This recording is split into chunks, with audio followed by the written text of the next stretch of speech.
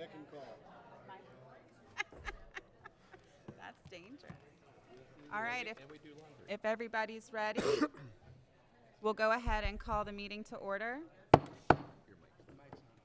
No, it is. It is on. It is. There we go. Okay. We'll go ahead and call the meeting to order. Before we get started, if anybody's here to speak, the clerk has asked that you please fill out a public speaking card, which is out in the lobby, so we have your name for the record. With that, we'll start the meeting with a moment of silent reflection, followed by an invocation by Chaplain Chad Elberson from Indian River Estates West, followed by the pledge by Jason Brown. Please join me in a moment of silent reflection.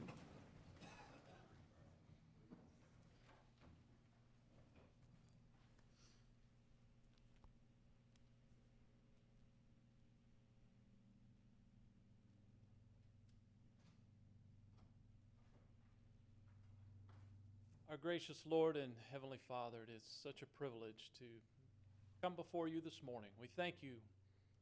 What a beautiful day you've given us to enjoy. Lord, we thank you as we can look around and see the beauty of your creation and how your loving hand watches over us each and every day. Lord, I thank you that you walk with us in the struggles and that you rejoice with us on the mountaintops. We thank you for your presence each and every day with us. Lord, we thank you for our nation. What a privilege to live in America. And Lord, we know that privilege comes with generations of servicemen and women who have given their lives and put their lives on the line to protect our precious freedom and the peace we enjoy. So Lord, I pray that you would bless those who are out there this day on the front lines for us. Thank you for the previous generations who have served. And Lord, we thank you for our first responders who are there to respond when we need them. We call those emergency numbers and they come right to us. Lord, thank you for them. Bless them, bless their families that support them, Lord. And again, Lord, we thank you that we can be here in your presence today. Thank you for Indian River County. Thank you for our county commissioners, Lord, and their service that they give to our county and their leadership, Lord. They carry that burden of leadership. So, Lord, bless them as they lead us, as they guide us, Father. Be with them, and thank you for them.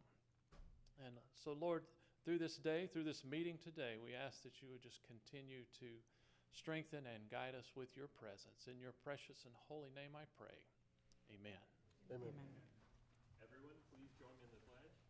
I pledge allegiance to the flag of the United States of America and to the republic for which it stands, one nation, under God, indivisible, with liberty and justice for all.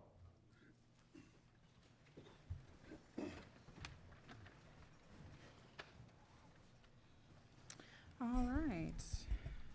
Gentlemen, are there any additions or deletions to the agenda? Madam Chair, if I may, I'd just like a brief minute right after this to update on a very important event from last night. Okay. Move approval. Second. I have a motion by Commissioner Flesher, second by Commissioner O'Brien. All in favor? Aye. Opposed? Motion carries. Commissioner O'Brien? Thank you, Madam Chair. This is part of my continuing education for Commissioner Solari. And so, Bob, just two quick things. One is, what very important event happened last night? Yeah, evidently you texted my wife to make sure I knew that some football game was going on. So there was a football game. Could you be more specific? Was it professional, high school, college? I got to tell you, I am still so astounded that a so-called reputable educational institution can schedule a big game like that on a school night when the students should be in the library, that I haven't been able to go any further than that. So no, I've got no idea, nor would I think that should Well, be primary it concern. was the college national championship game, so it was kind of a big game. And then, Bob, just the last thing, did the Tigers win or did the Tigers win? This is a real easy one. I thought we were talking about football. Now you're talking about, a zoo thing. You've got me really confused. You can see where this is going. It's pretty easy. Did the Tigers win or did the Tigers win? It's got to be a trick question. This is why it's taken me 16 years, and this is as far as we've gotten here almost. So, well, Commissioner Floyd, just for your information, it was the Louisiana State University Tigers that beat the Clemson Tigers for the national championship last night. When they should have been in the library. It's They should have been, yeah. just very sad to me. Thank you, Madam Chair. Just, You're right, you're welcome. But thank you for your ongoing attempts to educate me in this area. well, you know, you had me all excited when you said you got a disc golf set. I just thought this would carry over. Not on a school night. We'll continue on with this education throughout the year, I'm sure. So, did you had a question? No, I just was wondering if the attendees are better off now than they were before that presentation. Well, I think we're all better off. We've gained, that, haven't we we'll- not? With that, Thank we'll you. move on to proclamations. Oh. The first order of proclamation is a presentation of a proclamation recognizing Zeta Phi Beta sorority on the occasion of their centennial celebration, with Commissioner Flesher to present to Miss Bessie Irving Weaver and the Sisters of Lambda Beta Zeta chapter. Ladies, if you'd like to come on up. Come on up. That's half our audience. That's great. Well, thank you, Madam Chair. I have the opportunity and privilege and honor to present the proclamation to an organization that's celebrating 100 years. And that's a lot longer than most of us have been here. With that, I'd like to take this opportunity to say thank you.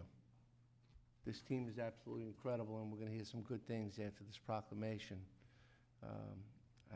I just want to say that this organization comes from a very unique environment at times when people are doing projects. They appear, the job gets done, they don't hand a receipt, they don't ask for anything other than stand proudly next to what they've done and their accomplishment. And I've had that experience several times, and I want to thank you. With that, I'd like to present this proclamation recognizing Zeta Phi Beta Sorority Incorporated on the occasion of their centennial celebration. Whereas Zeta Phi Beta Sorority Incorporated is an international, community-conscious, action-oriented service organization founded on January 16, 1920, at Howard University in Washington, D.C. Whereas the sorority was created through the encouragement of Phi Beta Sigma Fraternity Incorporated, thus becoming the first constitutory bound Greek letter sister and brother organization.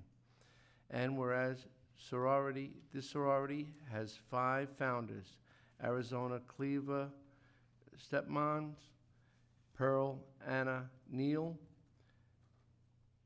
Murdy Tyler Faithful, and Viola Tyler Goings, and Fanny Petty Watts.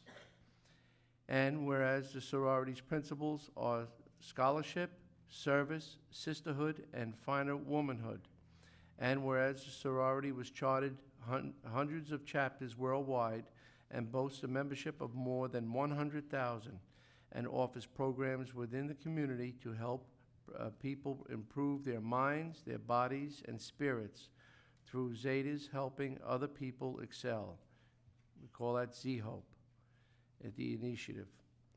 And whereas the sorority has 5 national auxiliaries: the Pearlettes, the Amicettes, the Arcanettes, the Amicae, and the Zeta Male Network, all who support the sorority's goals and principles. And whereas the sorority's chapter and auxiliaries volunteer countless hours to educate the public and assist youth, provide scholarships, support charities, and promote legislation in the social and civic change. And whereas the sorority has over 200 professional and community engagement-oriented women in Indian River, Palm Beach, St. Lucie, Hendry counties, and has proven to be dedicated community partner for positive change.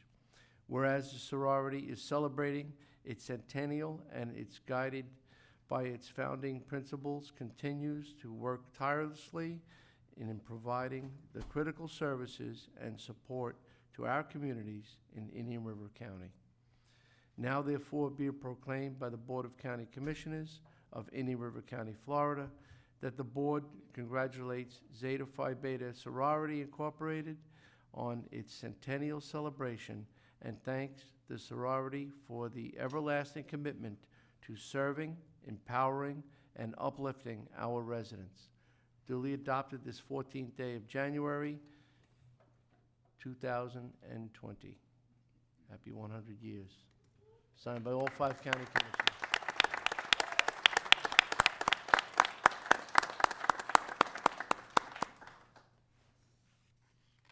Good morning.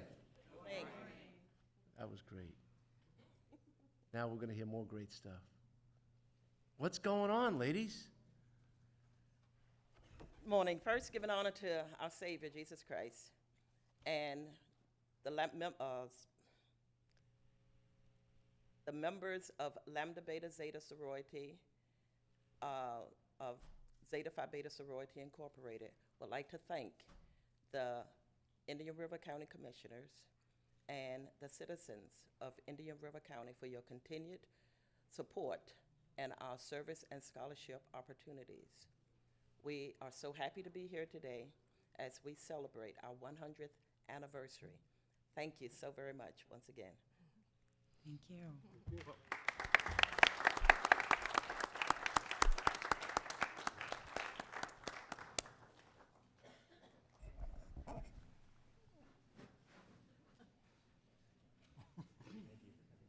Come on down. Thank you very much.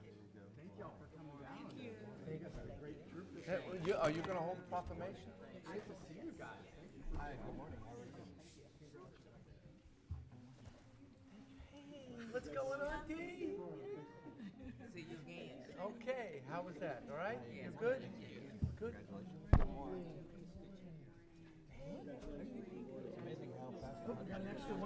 Ah,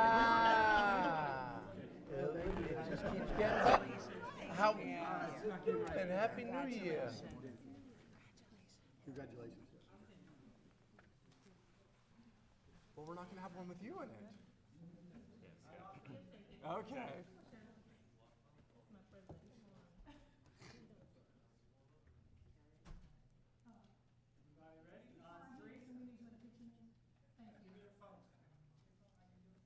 That's it, you tell. They'll take 2 at the same time. Yeah, he's very skilled here. And stand on one foot. Everybody ready?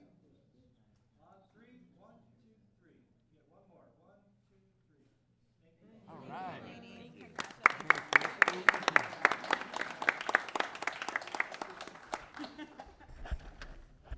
You know, Madam Chair, when I said earlier that they don't look for a receipt or recognition, they truly don't, and you can tell by that acceptance speech. You didn't hear a long list of things they do, but this group has appeared in many of the projects that we do in the community, and as far as for scholarships for the children, and as far as what we did at, I think, at the Gifford Park, the Victor Hart Park and recreational facility. And I did not even know what they were doing at the time as far as the part of the project. But when I got there they were. And just standing and smiling and not explaining what they were doing or what they did, not taking any credit. And I'll tell you what, that's to be well admired. Just doing the right thing and returning back to the community. So I truly appreciate it. Thank you, ladies. Thank you. Thank you. Thank you, Madam Chair. You're welcome. It's good to have such wonderful, committed members Yes. of our community. And keeping on the same theme, it's my great pleasure to read the next proclamation, which is a proclamation designating January 16th through 19th as Fellsmere Frog Lake Festival Days. And I will be reading this and presenting to members of the Frog Leg Committee. This is a proclamation designating January 16th through 19th, 2020 as Fellsmere Frog Leg Festival Days.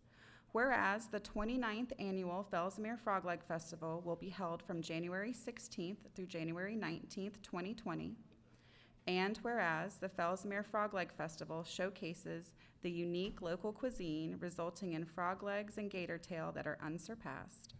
And whereas the fame of the festival has reached beyond the borders of the county and state, with the Fellsmere Frog Leg Festival holding 2 Guinness World Records for most frog legs served in one business day, and the largest frog leg festival in the world. And whereas the Fellsmere Frog Leg Festival has attracted hundreds of thousands of visitors and tourists to the area. And whereas the proceeds are used to further recreation and park activities, as well as support youth organizations in the North County area. And whereas the city of Fellsmere has been designated as a frog leg capital of the world, and is appropriate to recognize this festival as a premier event in Indian River County. Now therefore, be it proclaimed by the Board of County Commissioners, Indian River County, Florida, that the period of January 16th through January 19th, 2020 is designated as Fellsmere Frog Leg Festival Days, adopted this 14th day of January and signed by all 5 county commissioners. And I just want to point out, you know, all the money that's raised from the festival goes back into the community, into youth recreation, and other youth organizations throughout the North County area. And one of the great things that the festival was able to do last year was help the city of Fellsmere upgrade their Little League field, which resulted in a team from Fellsmere participating in the county's Little League series over the spring. So we were very excited to see youth recreation coming back to Fellsmere on that scale. But I know it's going to be a great weekend. Do you guys want to add anything to that? Oh, absolutely. A rivet. There's a commissioner. I hopped on down here particularly to tell you Name all for the that record. we're so excited about the weather forecast for this weekend. It's just going to be raining frogs and gator, and we're looking for probably 90 to 100,000 people over the 4-day period in Fellsmere this year for the festival. We are thrilled that the festival has been recognized as one of the 20 premier festivals in the southeastern United States, and this is our 29th year. It's also my 29th year. I can't believe it. But it's, you know, we kind of live to serve frogs. And commissioners, I just want you to know, even after I got off the commission, I'm still serving the public right at the Frog Leg Festival. So we obviously invite everyone to come out and have fun. We're going to hop on back to Fellsmere shortly and keep getting ready for the weekend. And we just thank you for the recognition that y'all give to us, the support that you give to us, and the opportunity that we have to further the recreation needs in Indian River County. We feel like we serve an underserved group. Little Fellsmere does the best they can, but it's the festival that's able to kickstart their ball fields, their basketball courts. We send all the 3rd graders at Fellsmere Elementary to swim lessons. We think that's very important. We add to their phys ed budget, their art budget, and their music budget, because those are the ones that are cut most seriously. And so it's those little things we think make a difference, and getting kids back out and off their video machines. So it's nice to see the fields used, nice to see the soccer fields and the basketball fields and the youth groups. So we have about 250, 300 volunteers every year. Always welcome anyone to come. So thank you all very much for the proclamation. Mike Grimm has joined me here today as one of our board members to accept the proclamation. So we appreciate it very much, and y'all hop on out later this week. The frog puns just write themselves over the weekend.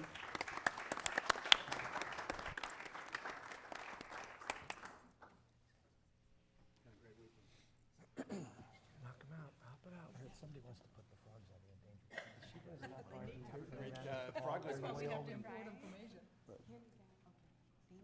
Hey, Mike. Good morning. Have a great festival this week. You got your phone? What? Shall we all take a hop? On 3, 1, 2, 3. Frog legs. 1, 2, 3. Thank you. I heard they were going to add Python bite. We'll leap on out of here. Socks have frogs. All right. Those were fun proclamations.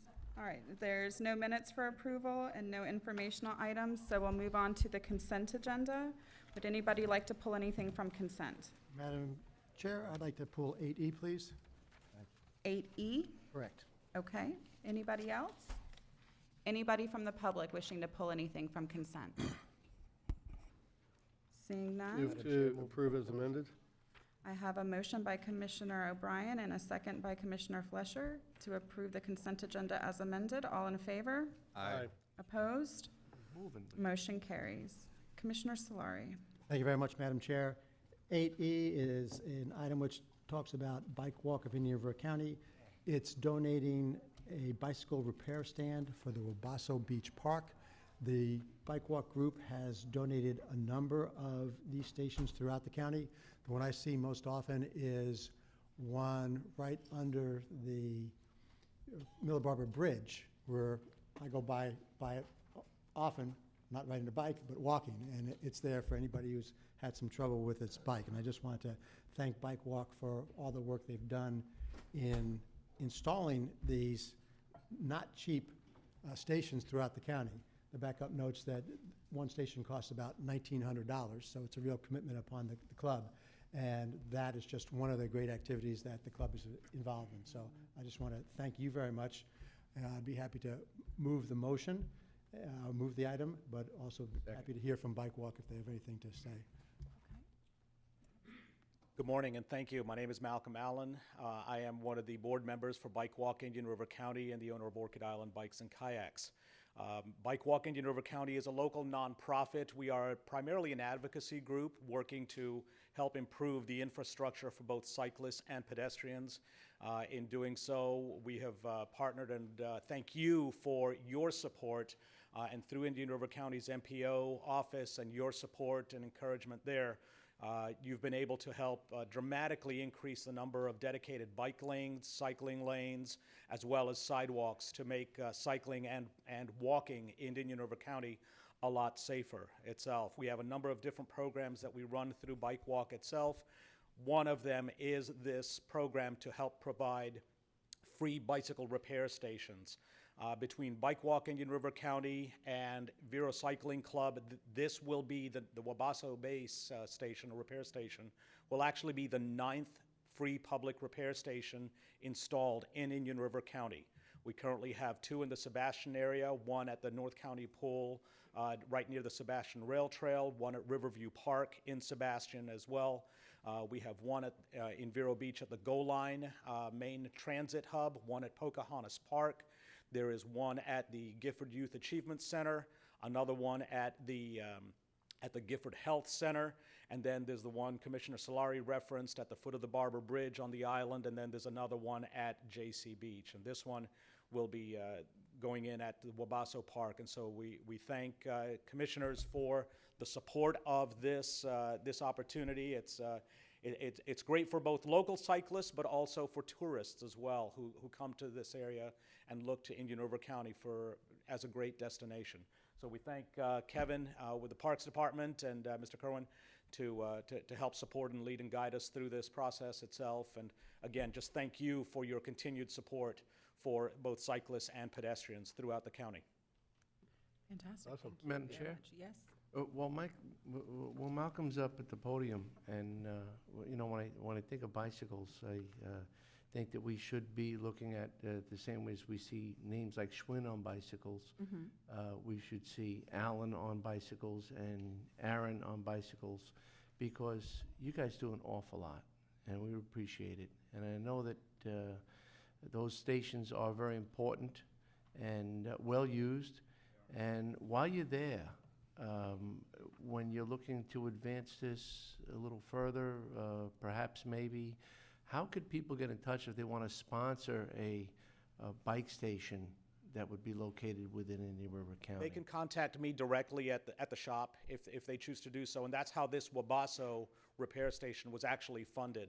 A couple of local cyclists who would prefer to remain anonymous approached me at the shop and indicated they had utilized a couple of the repair stations throughout the county, thought it was a really beneficial item for the community because these require no tools, no power, no electricity, and they just provide a tremendous asset to the community itself, to cyclists, particularly those, not just recreational cyclists, but also those who require bicycles as their primary means of transportation that don't have the means to inflate the tires on their bikes or use some tools to make some minor adjustments and tweaks. So they approached me and fully underwrote the purchase of this unit at Wabasso itself. So, and what can they call again? They can contact me at Orchid Island Bikes and Kayaks. They're at the shop, and I'll be happy to guide them through that process. Bike Walk Indian River County is a 501c3, so any donation that is made for this is a taxable deductible donation to the organization itself. Thank you for your continued support of this, and hopefully we can find some more locations where we can add some more of these throughout the county, continuing north, south, and east, and west as well. Thank you. Wonderful. Thank you so much. Yes, Kevin. Good morning, Madam Chair, Commissioners. Kevin Kerwin, Indian River County Parks and Conservation Resources. I want to tell you, if you haven't seen one, it seems to me like they're always being used. Everybody always needs to tweak their bike, put a little air in the tires. This weekend, Nora and I are going to park at Fran B. Adams Park and probably use the station that's right there and then ride our bike to the Frog Legs Festival because it's much easier than trying to park out there. So You can burn off all the carnival food calories on the way back. we can give it a good shot. So I personally just want to thank Bike Walk Indian River County, Hugh Aaron, Malcolm. They've been phenomenal. So thank you very much. We're very lucky to have community partners like yourself. So thank you very much for what you've done. Our pleasure. Thank you. And we do have a motion by Commissioner Solari with a second by Commissioner Flesher for approval. All in favor? Aye. Opposed? Motion carries. Thank you. Okay, the next item is a public discussion item, request to speak from Alfred Nag regarding the county landfill fee on his property tax bill. Is Mr. Nag here? No? Okay, well, if he comes in later, we'll revisit that. Then we'll move on to our public notice items. Thank you very much. We have a notice of a public hearing which is scheduled for January 21st, 2020. This is Mandela Village LLC's request for a PD rezoning and conceptual PD plan approval for a traditional neighborhood design plan development project, which will be known as Mandela Village. This will be quasi-judicial in nature, and again, this will be a public hearing which is scheduled for January 21st, and with that, I turn it back over to the chair. Thank you. And we will move on to Public Works. Report on 66th Avenue right-of-way acquisition costs. Running Mr. away. Spierka. He had to get his backup material. He knows Commissioner O'Brien's going to have questions.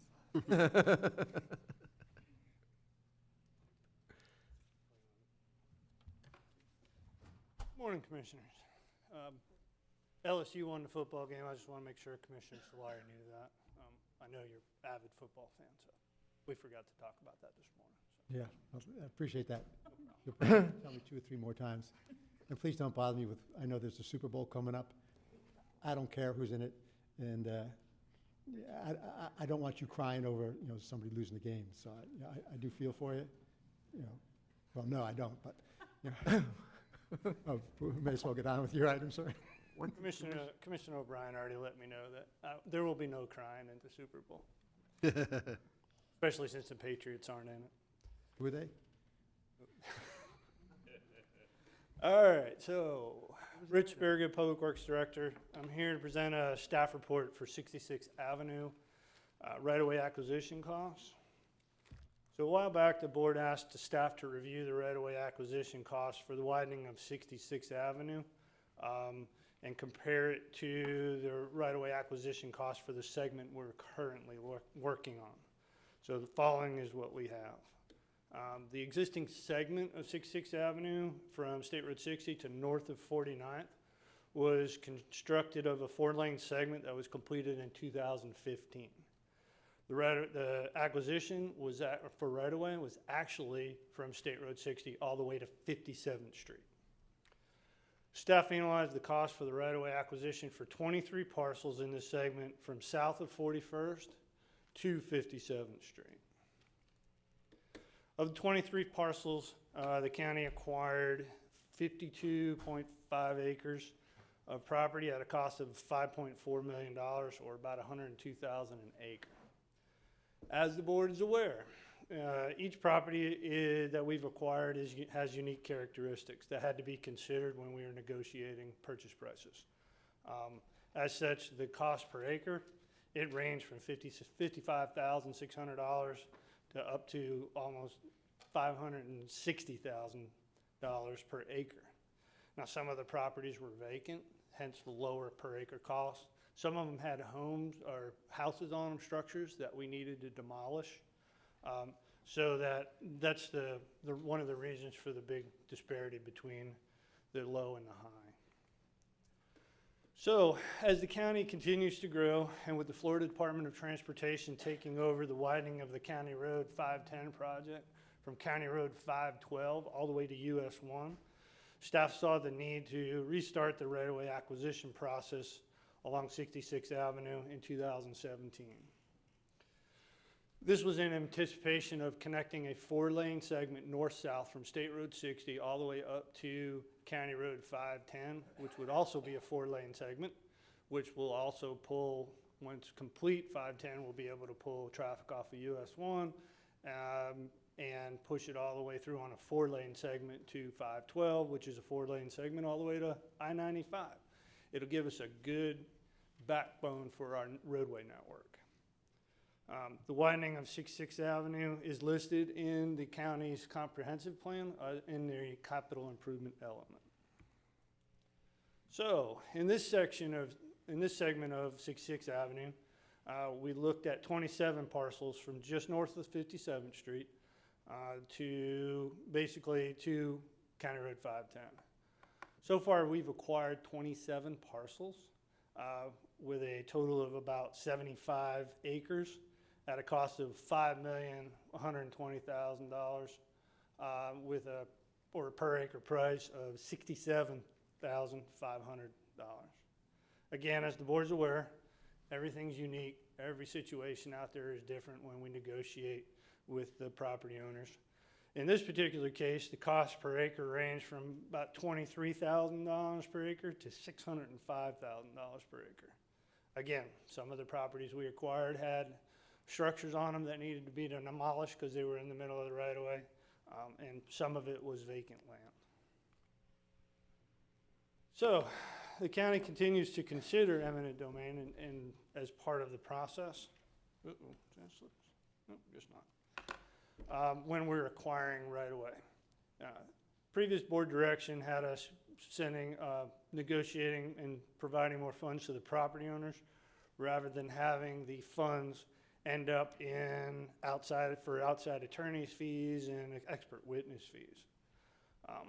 We consider eminent domain as a last resort if staff's unable to negotiate what we believe is a fair settlement that will save the taxpayers money by not enforcing the eminent domain process. The eminent domain process is costly and it's time consuming from the aspect of the property owner's attorney's fees, expert witness fees for both the property owner and the county, outside counsel fees for litigation for the county, outside appraiser's fees, and other fees that the county ends up paying for after the eminent domain process. A little background: on January 7th, last week actually, the board approved the corridor study scale report for a property on 58th Avenue. The scale report is basically what we look at when we are moving forward with eminent domain. We need to make sure that safety, cost, alternative alignments, long-range planning, and environmental considerations are looked at when we're moving forward with an eminent domain process. This ensures that we have done our due diligence, basically, and if we can move the road to not impact houses, that's something that we need to look at. This report makes sure that that's what we've done, our due diligence. Also on the 7th, the board approved an unconditional offer to a property owner on 58th Avenue. County staff, we began negotiations back in October of 2018, but we were unable to come up with a reasonable, acceptable settlement for acquiring that right away. So we had no choice but to move forward with the first step of the eminent domain process. As previously stated, the board had directed us to negotiate with property owners and their attorneys to come up with fair settlements that saves the county money, the taxpayers' money, and provides the property owner with some comfort that we did the best we could to ease the emotional impact. It's hard when you got the county's in there trying to acquire some of your land that you maybe been living on for 50 years, or so we try to do the best we can to make it as easy as possible for them. And this was following what staff believes was board direction in the past. The other thing we need to consider is the right-of-way costs that make up a significant portion of construction costs. The right-of-way right now is about 25% of the total construction funding costs that are necessary for full construction of a roadway. This was the last impact study that we did in 2014 that gave us this data. Increasing right-of-way costs result in higher impact fee calculations. It also, whether you fund it with impact fees or gas tax, optional sales tax, higher right-of-way costs reduce the amount of funding available to build roadways.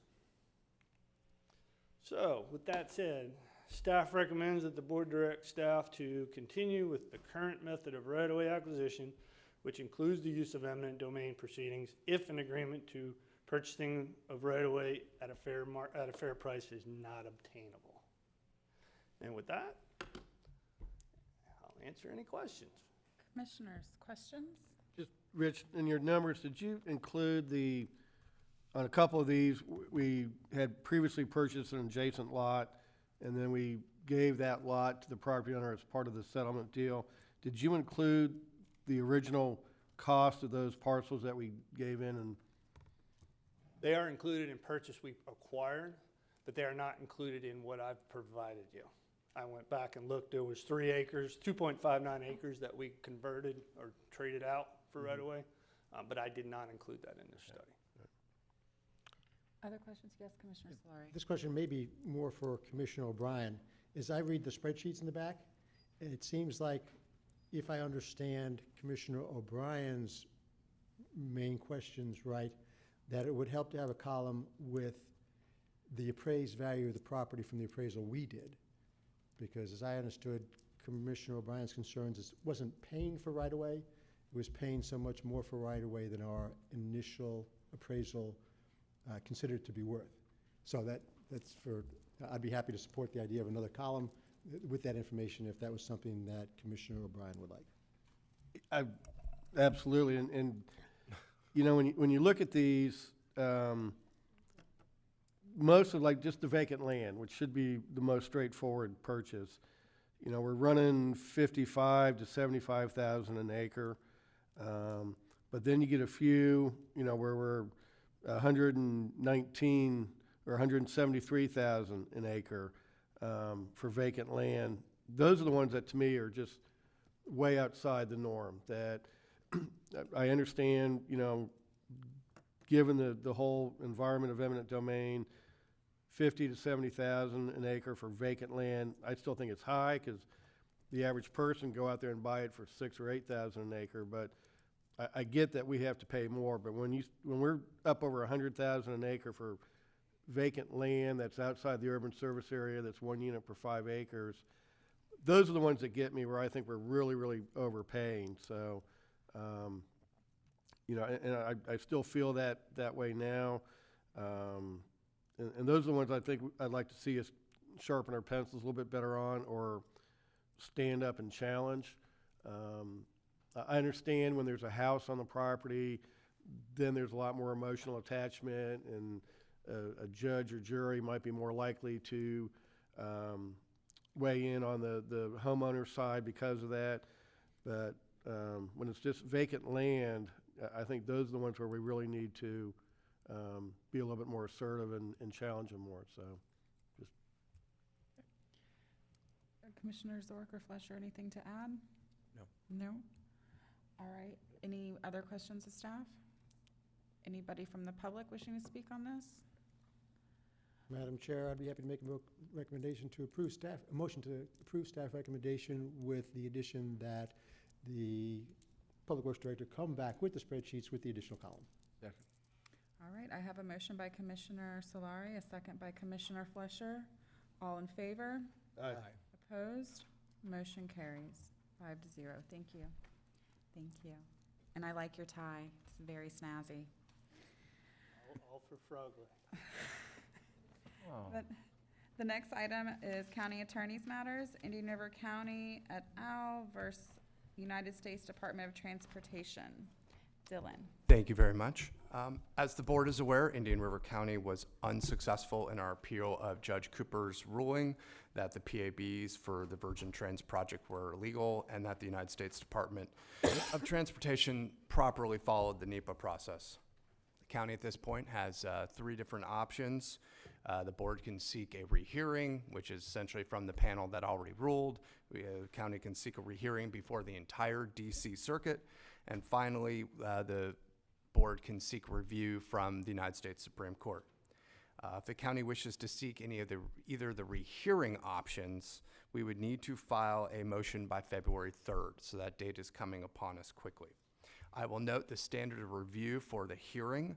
The DC Circuit rules state that the rehearing needs to have a statement that the panel decision conflicts with a decision of the United States Supreme Court, or it has a conflict with another DC Circuit opinion, or that the proceeding involves an issue of exceptional importance and involves an issue in which it differs with either United States Supreme Court decision or any of the other district decisions out there, or circuit decisions out there. So the Supreme Court, if the board were to seek review from the Supreme Court, petition would have to be due by March 19th. So we have a little bit more time there. I will note that for cert petitions to the Supreme Court, about 100 to 150 are granted a year out of the roughly 7,000 that get filed. So you're looking at about a 2% chance of getting a rehearing or a hearing in front of the Supreme Court. I will also note that this is a decision from the DC Circuit, and as opposed to maybe an outlier decision from the 19th Circuit. I will also note that in addition to the Chevron deference that was mentioned in the decision, there's also a reference to Skidmore, which gives a little bit more deference to an agency when there's a long-standing policy or practice with that agency. I believe that we have presented very good arguments and points to both Judge Cooper and to the Circuit Court. My recommendation has nothing to do with the quality of our arguments or the position that I believe or the position that we have. I think we were right, and I'm disappointed in the outcome. But with that, I have to understand the slim chances of getting a further rehearing or getting a hearing before the United States Supreme Court. Our outside counsel has stated that they would estimate either a rehearing request or a Supreme Court request would be roughly $50,000 to $75,000. I can tell you our outside counsel recommends, as do I, that we do not seek further review of the federal case. Our outside counsel would have everything to gain from getting more money from the county and seeking to continue to seek further appeals and file more papers. I can tell you our outside counsel told us, Dylan, we've worked very hard for the county. We think we've done a good job. I know they've done a great job. I've seen the papers filed. But Dylan, we really don't want to send you another invoice. We don't want to charge the county another dollar or another for anything else. I believe at this point that our focus should be on safety and should be on costs. And different than what T.C. Paul may say in the paper last night or this morning, this is not a white flag. There are other issues that the county should focus on, that I recommend that the county should focus on. First, with regards to safety, I think it's critical that we continue to support Senator Mayfield and Representative Soroy in their efforts in getting more safety regulation through the Florida legislature. I disagree with the city of Vero Beach. This is an important issue. And, unlike the city, I don't think we should just try to sacrifice safety for trying to get a stop in Vero Beach. I think that was a mistake. I will tell you that I know the city believes that Debbie's bill is about the cost shifting issue and some issues about safety. No, Senator Mayfield's bill is solely about the safety issues. So I want to make sure I cleared that issue up this morning. And there have been statements out there that saying, well, if the city of Vero gets a stop, then they'll obviously have to slow the train down. I will tell you, in the settlement agreement that was proposed to Indian River County in November of 2018, that proposal contained a concept that 4 trains would stop a day, 2 northbound and 2 southbound. That still leaves 28 trains flying through Indian River County at up to 110 miles per hour.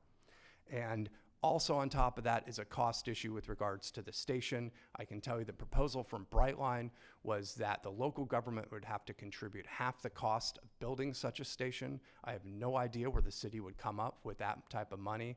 I can tell you in Aventura, a station was going to cost $74 million, much of which, or almost all of which, Miami-Dade County was going to pay for.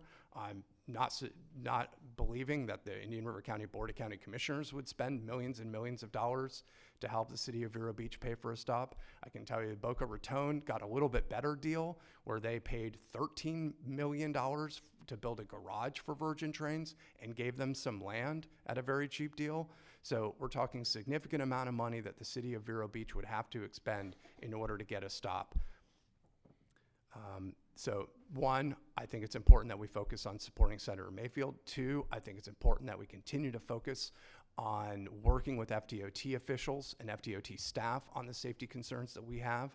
And finally, I think, and what Public Works has been doing a great job of, has been laser focused on the plans that we have received from Virgin Trains, making sure we're providing comments, making sure that we're working with FDOT on those comments, and I commend our Public Works staff for the hard work that they've done on that. So that's the safety issue. There's also a cost issue, and the cost issue is about the cost of improvements and the maintenance of those improvements at the intersections. Pursuant to this board's direction, County Attorney's Office with outside counsel has filed a suit in state court to not allow Virgin Trains to piggyback off of our contracts that we have with Florida East Coast Railway and not allow them to pass their costs on to Indian River County and the Indian River County taxpayers. I think that is a very important fight that we need to continue, and we will continue in the next year. So I think the key focus here is that we focus on the safety issue and on the cost issue, and that be where our resources and time are put to. And with that, I turn it over to the board for any additional comments and or questions. Thank you. Commissioners, any questions or comments at this time? I see a hand raised down that way. Who wants to go first? Commissioner? I'll be happy to go first. Madam Chair, there are actually 2 areas that I'd like to talk about. The first is the county attorney's direct issue today. The second is the City of Vero Beach Council meeting referred to by our county attorney. I'd like to save that to a little bit later, if I could. On the first matter of whether to go ahead with either an appeal or trying to get cert before the Supreme Court, as much as I might want to, unless I can hear something different from somebody else, I find it very hard to, given the outside counsel's recommendation and our outside counsel's recommendation and my incredibly limited understanding of the constitutional law, to go ahead at this time. I think there's still many areas that we can fight and should fight, but I'm not sure, unless I hear something else from other people, that this is one of them. The key is, again, very limited understanding of this type of law, but my very limited understanding of the circuit court case is that it hinges on what's called the Chevron deference. where the courts are supposed to defer to the agency's actions unless the agency's actions are somehow unreasonable. And it's clear that that's an item, or clear to me at least, that that's an item which will be coming before the Supreme Court within the next 2 or 3 years. Justice Gorsuch is definitely in favor of reversing the Chevron deference. Most probably Kavanaugh is too. There are a couple other Supreme Court justices who are. But I tend to believe they are going to be incredibly choosy about which case they would pick to go and reverse a former Supreme Court decision. And again, with my limited understanding, I'm not sure that this is the case. I don't really think it is the case. So if there's somebody here before us today that has more and better information, I would certainly like to listen to it. But those are my initial thoughts on the county attorney's presentation. Thank you. Commissioner O'Brien? Nothing right now. Thank you. Commissioner Zork? He did it. Yes, thank you, Madam Chair. Whenever I think of, I have to use the right name for the train, All Aboard Florida, Brightline. Death Train works. Death Train, whatever. I look back, for many of you have visited the San Francisco area, not recently, but if you remember the 26-year-long battle, the Embarcadero Expressway, it was not popular when it was built in some areas. It went through the courts, it went through many challenges, and after 26 years, they tore it down and it was gone. It did have a little help at the end with an earthquake, but something that seems, and that project was built almost 100% complete, and it was still reversed and taken down. Indian River County's made a significant investment in the court undertakings that we have for the last few years. Even with what we've spent, I feel that we're still money ahead because the train project is still a number of years out from being completed. And if you take our 2017, 2018 cost for licensing fees and maintenance for one single lane of $555,000, if you apply that logic to a second track, does that number potentially double? Then if you put in the other safety items that will have to be maintained, repaired, replaced within that, does that number go to 2 or 3 times that $555,000? So I think the money that we've invested so far has really hedged us in potential costs going forward. I'm looking at this a little differently. I know we're very much on the underdog side here, but when we've spent a significant amount of money investing in this case, by not going, it's like we've gone the 999 miles and we're 1/10 from the end. Do we want to take that last step to see, has every option been explored? Kind of protecting our original investment. I do appreciate Dylan giving us kind of the straight up comments on this. I do also agree with Commissioner Solari that what's the future of the Supreme Court, I don't think this would be a case potentially to be picked on the Chevron deference. So I'm open to doing something to take that last step. The $50,000 to $70,000 doesn't, considering what we've spent so far to complete that investment, say we've tried 100% of every option available to us. But I'd also like to hear what other folks may have to say here today. All right. If there's no, yes, Commissioner. Madam Chair, Commissioner Zork just said something about it's not the $50,000, or the $70,000. It most certainly isn't. It's not about the money. It's not about the money, and obviously we've shown that. But it's all about the likelihood of any endeavor being able to be approved for us to appeal at the Supreme Court. But I just want to remind everybody that, yes, while it wasn't about the money, maybe it is all about the money in another respect. We've invested a lot of taxpayer dollars to fight this cause. And, even a fallen tree bears nectar. We were told by Rusty Roberts that steel will be rolling through our county at approximately 100 miles an hour no later than 2017. Check your watches. That was, I believe that was stated in about 2012. And it is now 2020, folks. I believe that it has cost their organization substantially by our hard fight. And if we focus in on the safety and security measures initiated by Senator Mayfield's actions, I believe that we may be costing even more funding, and it might be an unreachable goal for them. And if it is, all of the other avenues about stations, and we hear about the city of Vero Beach wanting to bargain in for a station, at what cost? It's going to be substantial, and it's delayed this thing tremendously. Again, it's 2020, and it looks like we're no closer than we were several years back, and it'll probably take another 5 years out before they attain their goal, if they do, and at what cost, to what municipality and what local community is going to be able to pony up. They're going to have to bear every bit of this cost, and it is delaying, and it might be an unattainable, unreachable goal that they're seeking. Thank you.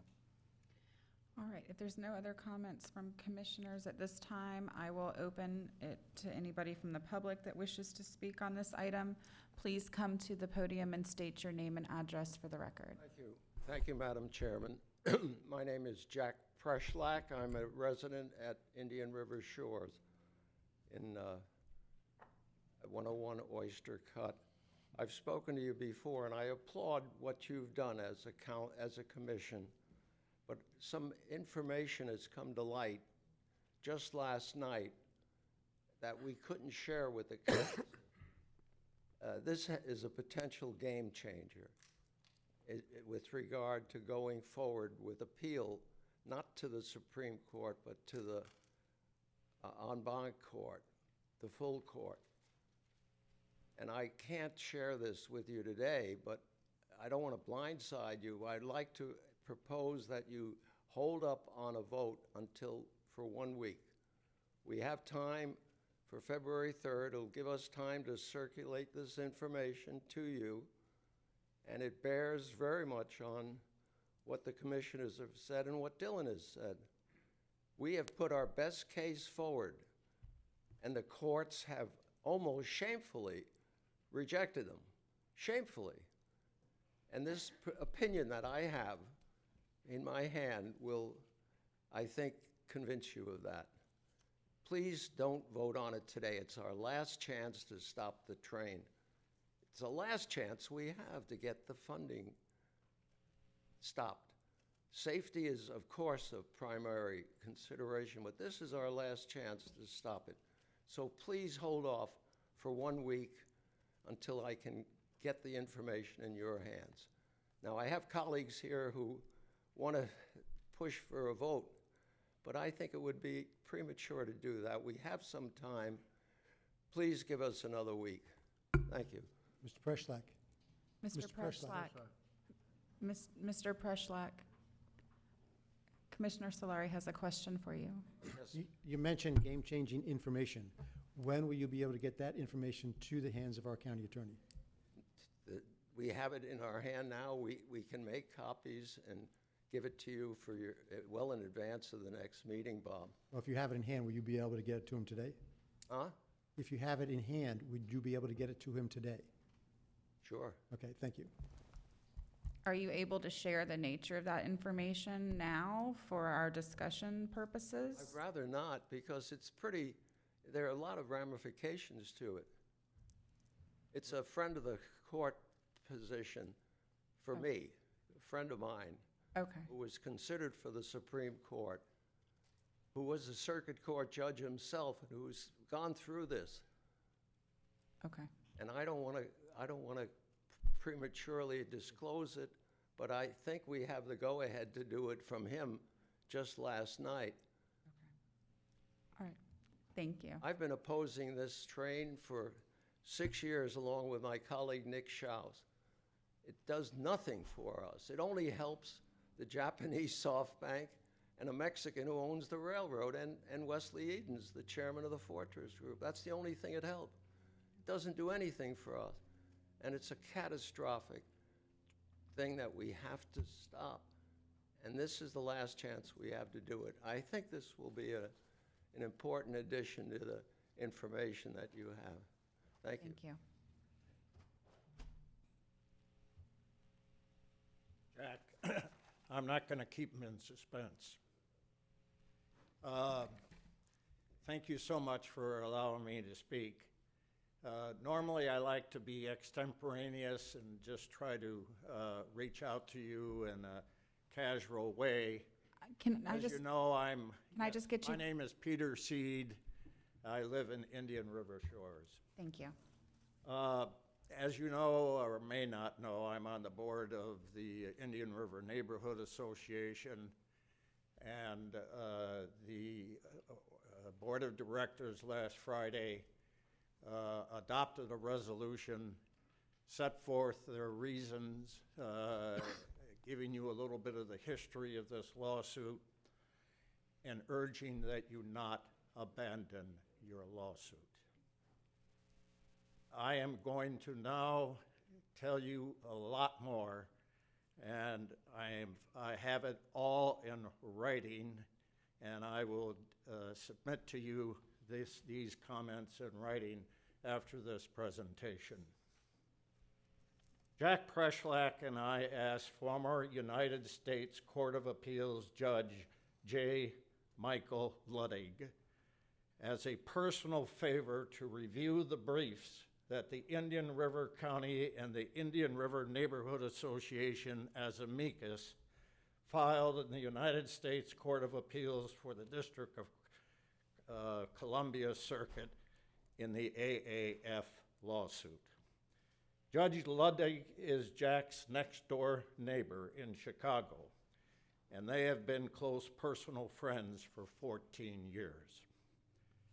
Judge Luddig served on the United States Court of Appeals for the Fourth Circuit for 15 years before he retired in 2006 to become Executive Vice President and General Counsel for the Boring Company. For many years, Judge Luddig was at the top of the short list for the Supreme Court of the United States, and in fact interviewed with President George W. Bush for the Supreme Court. Judge Luddig is still considered to be one of the most eminent jurists ever to sit on the federal court. When he recently retired from Boeing, he was said to be one of the finest legal minds in the nation. After reviewing the papers filed in our case and the two published federal court opinions, Judge Luddig told Jack Preschlack and me that both the district court and the Court of Appeals decisions were palpably wrong, and that the Indian River County and the amicus were unquestionably correct that the AAF Phase 2 project does not receive Title 23 federal assistance and was not receiving Title 23 federal assistance at the time of AAF's application for PABs, that's private activity bonds, which was a statutory prerequisite for the United States Department of Transportation allocation of PAB tax-free bonds for the project. That the project never received the required Title 23 federal assistance. That in fact the project was never even eligible for Title 23 assistance, and therefore that the U.S. Department of Transportation was not authorized to allocate the PABs for the project. Judge Luddig said that the district court and the federal court clearly erred in holding otherwise, especially on summary judgment, and that the errors made by those courts are plain on the face of the respective opinions. Judge Ludwig told us that the case is of national importance, and that given the evident error of the courts in the holding that the PABs were properly allocated for the project, the case is deserving of en banc review by the District of Columbia Circuit. That's the full court going before the circuit. And barring that, consideration by the Supreme Court of the United States. That was a statement that I had cleared by the judge. I just was afraid that we were being overly convinced that this is not the time to carry on. I can't believe that we would abandon the lawsuit at this stage. Our case has legs. I understand that Dylan and Phil Kramer have said that if we take this course of action, it is not likely that we will prevail. That CYA concept just doesn't wash with me. You've gone too far to back out now. We have a great case. It is worth fighting, and I beg you to carry on. And I dearly love Jack, and we share the same passion, but I really think the time to act is now. We need to be able to get ready for the next course of action. And delaying action at this stage is, in my judgment, tragic. Let's not wave the white flag. Mr. Seed, Yes, Madam go Chair. ahead. Peter? Mr. Peter? Mr. Seed, Commissioner O'Brien has a question. So, Judge Letting, I think, seems extremely qualified, very knowledgeable, and probably would hold a great deal of influence in front of a circuit court. Would he be willing to be part of the team to represent the county? He no longer, like me, we no longer can practice law. But that doesn't, Good job. neither of us have licenses at this stage. You have to, his recommendation, he thought that Phil Kramer did a superb job in going forward, and he carefully reviewed those briefs. It was very interesting, and I won't give you the history, but he, first of all, looked at the amicus brief and the opinions, and he's gone over the whole damn thing. He looked at the amicus brief, and then he looked at the judge's opinion at the federal district court level, and then he looked at the three-judge panel at the appellate court level, and he couldn't believe his eyes. And he strongly recommends that Phil continue to be the lead lawyer on this, but that the county retain, as a person who would work with Phil, a lawyer that and he knows of about 5 or 6 lawyers who, when they get behind an issue, that's considered very significant, and to work with Phil. So I think that's the course of action we should take. Would Judge Letting be available to be called as a witness or testify? I can't answer that. I think he has to answer that. I'm sure he'll be interviewed. Okay, thank you. Madam Chair, Yes. I'd like to ask two questions, if I may. Sure. Mr. Said, I've got two questions, please. The first is, did the Court of Appeals have the amicus brief before them when they made their decision? Say that again? Did the Court of Appeals have a copy of the amicus brief before them when they made their decision? Yes, they did have that, Okay. but they, as you may have seen in my letter to the editor, they ducked it. Oh, that's fine, but the point is they had it before them. So the second question is, Yes. there is talk about, I thought, new information. Is there new information available, or do you have a written opinion, legal opinion, as opposed to just an opinion from the judge, which contains additional information upon which we can make a decision? We, the Board of County Commissioners, make a decision about going forward.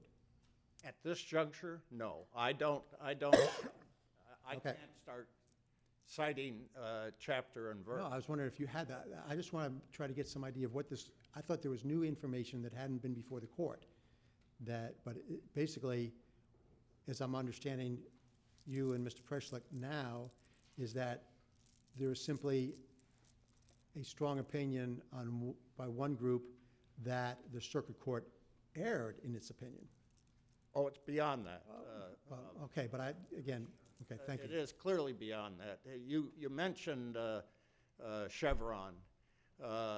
If you had to go to the, and we still would have some hope that you would, that the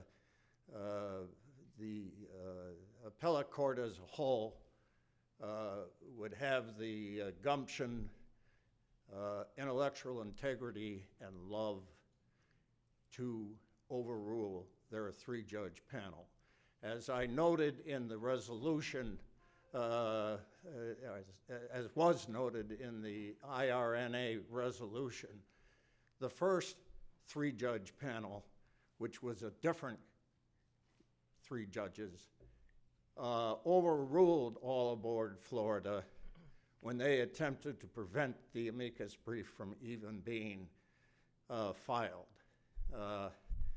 They're, of course, part of the entire court. But when it came time for the decision, a different three-judge panel addressed the issue. And as I said in my letter to the editor, they simply ducked the issue. I submit they ducked the issue because they had no answer. Thank you. Thank you, Mr. Seed. Madam Chair? So there's no new founding information. This is based on opinion of existing information and decision, correct? Yes, I think that is fair. What my concern is that you might just think, oh, gee, our outside attorney and our attorney have said it's not likely you will, and you begin to say, well, we've given it our best shot. Let's move on, you know, and save a little money, even though we all know that if we don't stop the project, we all know two things. This is the only way to stop the project. Number two, if we fail in that effort, all the safety precautions that we might fight for are not even going to come close to the horrendous problems this project will create for Indian River County. And I don't want to go through that litany. Thank you. So if that's the case, no, just No, go Madam ahead. Chair, we were told that the information, I see that there's a piece of paper being waived. How many pages is this document that we're being asked to delay this a week for us to digest? Because most of us, Well, we could read pretty quick. I don't know. To be candid with you, I think this is the information I just gave you. I'm getting two different messages. But I think you know, and my dear friend Jack is not going to be pleased with my observation, but I think you got a fish or cut bait. I'm telling you that one of the most distinguished judges in this country has looked at all of the documents and thinks it has great promise. Now, on the Chevron issue, bear in mind that if you do have to go all the way to the Supreme Court. The judge who will determine whether or not that petition for a writ of certiorari will result in review is Judge Roberts. Bear in mind that 5 of the 9 Supreme Court judges have grave misgivings, have expressed grave misgivings about the sweep and impact of the Chevron doctrine. I think this is a perfect case to raise those issues, and Justice Roberts is one of the 5. So I think you've got much more opportunity here. And if you do have to go to the Supreme Court, I think you have a shot. And the numbers, the percentages make no difference. This is a major case on Chevron because it just shows how the courts are turning off their thinking machines. They're abdicating their responsibility to interpret the federal statute and to defer to the policy-oriented interpretations of federal agencies. And this is a classic example of just that. And it's obvious from the statements that I've just made that that's what the judge thinks. All right, thank you, Mr. Steed. Jason, you had a comment?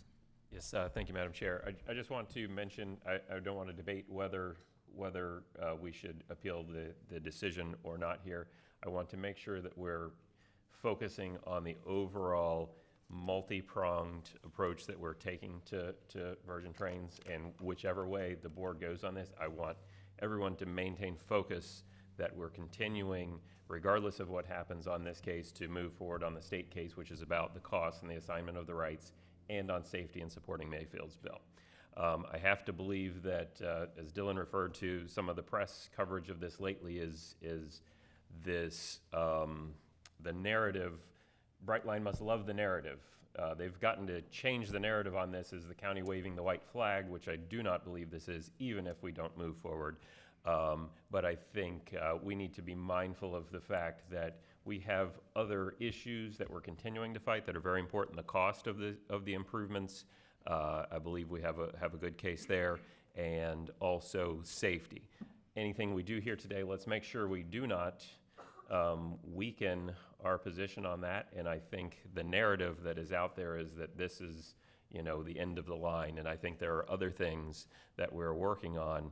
I think Brightline, which still in 2018 they were to be Virgin Trains, and still it's 2020 and they're going to be Virgin Trains. So I'm kind of curious about why that's taking so long. But I think they have to love that the debate has now switched from they were the 821st on safety, the least safe out of 821 railways in the nation, which I think safety is very important for us to continue working on. And we need to make sure that we're framing the debate in those terms as well, and not losing sight of the importance of continuing to advocate for safety regardless of the determination on this case. Thank you. Mr. Seed, not to cut you off, but you've had lots of opportunity for input. So if I could let some other people that are here that would like to input, thank you. No problem. We appreciate your comments. I was hoping this discussion could take place before next week, not today. Peter read the statement that we got from Judge Ludig, and I'd only like to add a couple of things. He was very complimentary of our outside attorney and of our case that was presented. And when Peter said he was willing to recommend another voice in Washington, that was only to compliment what we have. And in no way was he critical of our outside counsel. But I'm sorry this came up today. I was hoping I could present it to you so you could consider it before the next meeting, and I'd still entertain a motion not to vote on this. unlike Peter. Peter's going for the, 1 week doesn't make a difference. Thank you for your comments. Yes, ma'am. Did you want to comment on this? Yes. Marjorie Parrott Jackson, 84 years living in Vero Beach. We have property in Indian River County. I come occasionally, and the only reason I'm here today is because I read it in the Press Journal, to come, so I came. My concern, and first of all, I want to thank all of you for your efforts that you've put in. It's been expensive, but not in the real world. It's not that expensive, and I'm for you going ahead and doing what you can. I'm not a legal mind, so those who are doing things in the legal way, I want you to continue with that. But I would say mostly, and most importantly, it would be to continue with the safety factor. I live in the city of Vero Beach, and I was a little blindsided to hear that we're still trying to get a train station. I thought that was over with, but maybe not. Okay, I grew up on US 1 right across from the railroad track, and when I grew up here in Vero, that was the place to live, right across from the railroad track, because they were slow, they were safe, they were friendly. Same thing in Georgia, same thing in Virginia before I came. When I speak to my children and my children's friends, they are absolutely shocked that this 110, I've heard 110, 115, 117 today, 112, train speed is going to go through our community. So, if you can't do anything else, if you run out of the legal thing, which has certainly been well presented today, then go for the safety. As far as the station in Vero, I've been blindsided. I'm sure they have their reasons, whether it's slowing the train down, one thing that you said today, whether they're going to get more funds for safety or something. I'm sure they have their reasons. I've been out of town, so I don't know. And I may be, save me place in the county after getting up here and talking about the city of Vero Beach, I may be moved out. But please please go to the safety. I've been in a medical profession, and I've seen people who've been hit by trains. I read it in the paper every day. Almost finished, sir. And I had a 7, 8, 9-year-old dear friend when I was a child, and these things you never get over, on 12th Street, riding her little bicycle down across the railroad track. I think going to the original Keen's grocery store, I'm not sure, but I think so. And she was killed. And those things never. So trains maybe, slow down the speed, the safety. I certainly don't think we need a station in Vero Beach. What would all the people who drive their cars and drive their buses to people in Fort Pierce or Stewart or Melbourne to catch the train? You'd be taking away their jobs. So please think about it. And my rule of thumb is when I've said aye 50 times, it's time to say thank you, continue your work, and thank you what you've done. And I'll sit down. Thank you. Thank you for Gotta come back. your comments. You're welcome anytime. Yes. Good morning, Madam Chair, County Commissioners, County Attorney, and County Administrator, and ladies and gentlemen. I'm Joseph Paladin. I'm the president of Black Swan Consulting and Entitlement.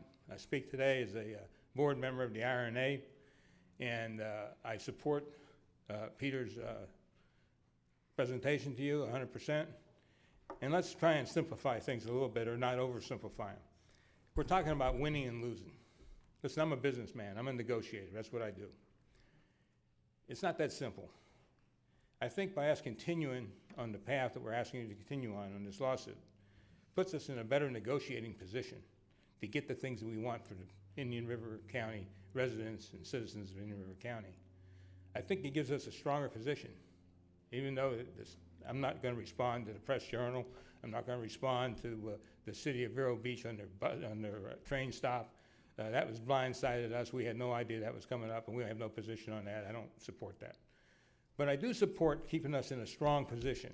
We're in a strong position. Listen, back a couple years ago when we voted to spend millions of dollars to fight this thing, we all thought it was the best thing for citizens of Indian River County and for the quality of life that we have here. Now we're looking at going forward and keeping this in place to show a position of strength to support the citizens of Indian River County and the quality of life that we support here.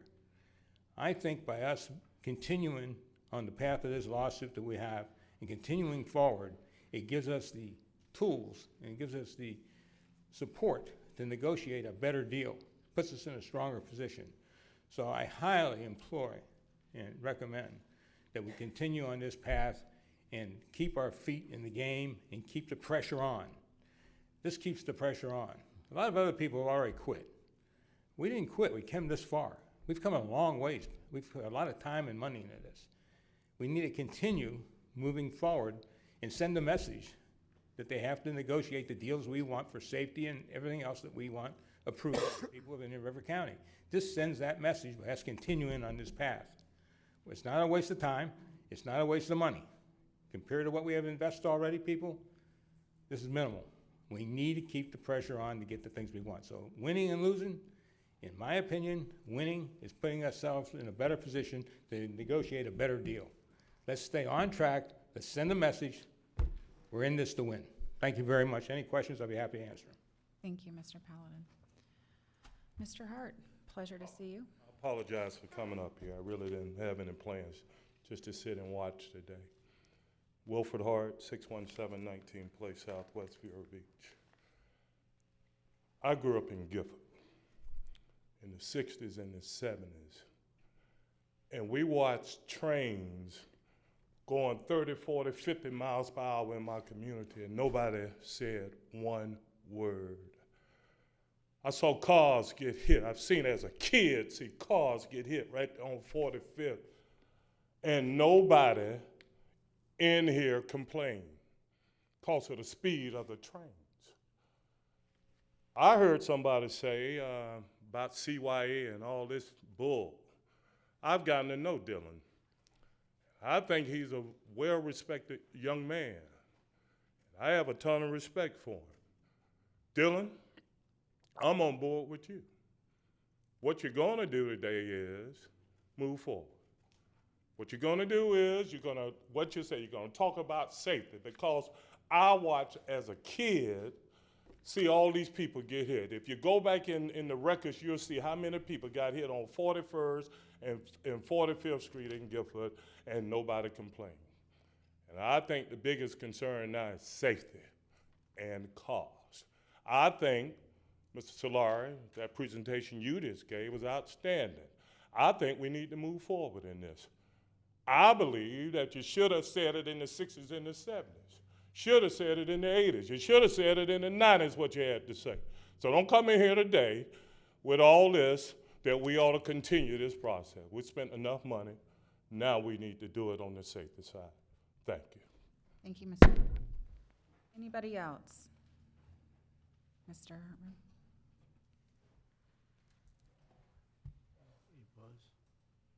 Welcome.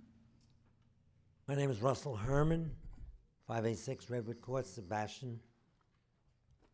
Good morning, County Commissioners. I'm speaking today representing the Friends of St. Sebastian River. The mission of the Friends organization is to help maintain the health and beauty of the St. Sebastian River, a magnificent and beautiful natural resource in our backyard. The planned construction of the new bridges across the St. Sebastian River has the potential to cause irreparable damage to the St. Sebastian River and ultimately affect the Indian River Lagoon. The Friends of St. Sebastian River is urging the council to continue this lawsuit. On a personal note, I want to be able to tell my grandchildren that you did all you could to make this happen, because I believe safety is much more important than money, and continuing this lawsuit will put more pressure on Virgin Train. Thank you. Thank you. Anybody else from the public wishing to speak on this matter? All right, seeing none. Yes, Commissioner Zork. Yes, I have a question for Dylan. So on your page 2 under options, deadline for filing a panel rehearing, that date is February 3rd, and that's the same action that was mentioned to go in front of the full judge panel, correct? Yeah, so Or- any form of rehearing before the district circuit court, we would need to file the motion for rehearing by February 3rd. Okay. Is that your only question? Yes. Okay. Does anybody else have any questions of staff at this time? No, all right. I'll put in my 2 cents, since I haven't done that yet. I think when we are talking about a lawsuit that has reached the point of possibly being appealed to the Supreme Court, then that is our responsibility to take seriously the recommendations of our counsel. They're the ones that have been shepherding this through the process. They are the ones that are dealing with the judges and the courts through this, and they're the ones that are on the front lines and can give us the best recommendation. That's why we have attorneys, is to make those recommendations and help us through that process. I appreciate the extra information that was presented today. I would have, I think that information could have been presented earlier in this process, but that being said, it is what it is. For me, the issue with this has always been about safety, and I would like to focus on the safety aspects of this project and this railroad. We currently have a lawsuit pending with the state of Florida based on the assignment issues, so there are other legal avenues that we're exploring. This is not the be-all, end-all of areas that we're trying to address this process through. There's also state legislation that's moving forward dealing with safety and those other issues. I think when you get to this point in a legal proceeding, you have to figure out and weigh where your likelihood of success is going to be, so you know where to invest your resources for the greatest impact. And for me, I would agree with Dylan's position that our best area of impact moving forward is going to be in the safety arena legislatively and with our state lawsuit. So that's my opinion on it. I look forward to y'all's input and possible motion. Madam Chair, the only thing I'll add is, we've heard today one former circuit judge, even though he may be very eminently qualified, his opinion is we're right. But we have another federal judge and then 3 circuit judges that say we're wrong. And, we always, kind of joke, if you take 10 attorneys and put them in a room and give them a question, you're gonna get 10 different answers. And probably judges are very much the same way. You put 10 judges in a room, you give them an issue, and you're probably gonna get 10 different opinions.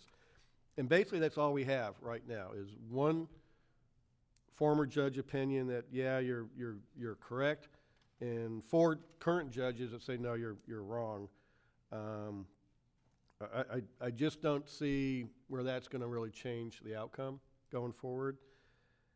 I think, if the bonds had not been issued yet, if they were in a pending status, I might feel a little bit different, because then I would think a panel or a review would be able to say, yeah, we can kill these things and not disrupt the entire $2 billion bond market.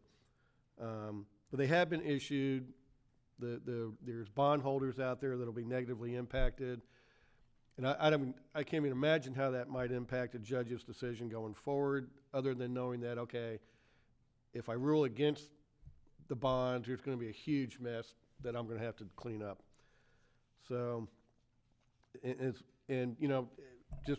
I was one that wanted to take the negotiations and settle back in November 2018. Obviously, the board made a decision to go forward, and I support that now. I think we did fight the good fight, but I'm back to that position where I think we've gone down this road as far as we can. We do have the other options to work on, the state suit and Senator Mayfield's bill to get safety improvements. And I think we're better served focusing in our efforts and attention on those items and then continuing with this challenge. So with that, Madam Chair, I'll go ahead and make a motion that we approve the county's recommendation to not file a petition for further review. Second with discussion. All right, I have a motion by Commissioner O'Brien and a second by Commissioner Flesher. Commissioner Flesher. Madam Chair, thank you. This has weighed very heavily in my mind, and we've had many discussions with staff, with attorneys, and we did hear some opinion.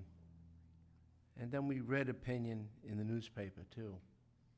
And today, from newfound information, or what we believe was newfound information, could still be, we heard two different opinions on how to deliver it on the same side of the fence. I was excited to hear what was being delivered. I didn't know what was going to be delivered. Then we did have some revelation of what was to be delivered. But this is something that's gone beyond the fight. It's the ability or the arena to fight. And we may not have that opportunity. And we have to know where we can and where we cannot, being good stewards of the public trust, the public finances, and the public's better well-being and safety. It was pointed out about the safety, and we've all been about that all along. But to know that there is probably one glowing ember left in that fire pit, should we put any more fuel into that process? Or should we go where we need to go to ensure that the public safety is secure and perhaps the death train is still derailed? I think that's where we need to focus in and be well advised by our counsel, our well-appointed counsel, and all of the information and facts that we've had presented to us. In addition, the likelihood of a Supreme Court wanting to say, hey, that's the case I want to work. That's the case we're going to review. That's what we're going to do. Perhaps maybe the only benefit for that decision is another delayment. I think we've done very well with the delayment section. We would like to still work with the cessation program, and I believe that we still can, because it's going to be extremely costly for all of the safety enhancements and improvements to be funded, implemented within this county. And now there's even more about a request for a station. I think there's enough going on with this that we may not see those rails rolling through or steel rolling through on those rails for quite some time, if it ever happens. Let's keep fatiguing them. Thank you. Thank you. Madam Chair? Yes. A couple of comments to add. Personally, for me, I don't have any concern for the current bondholders that bought these. This litigation was in progress. They knew about it when they bought them, that this could be a cloud. It could be reversed. They could lose their tax-exempt status. Other long-shot cases that have taken place here in Indian River County, Lost Tree Village versus the Army Corps. 15 years in the court process to prove the Army Corps made a wrong decision. It takes time. It takes money. It's like we're in a football game. We're at the 1 yard line, and why don't we try to make it across the line? Clearly, I'm sticking with my original position.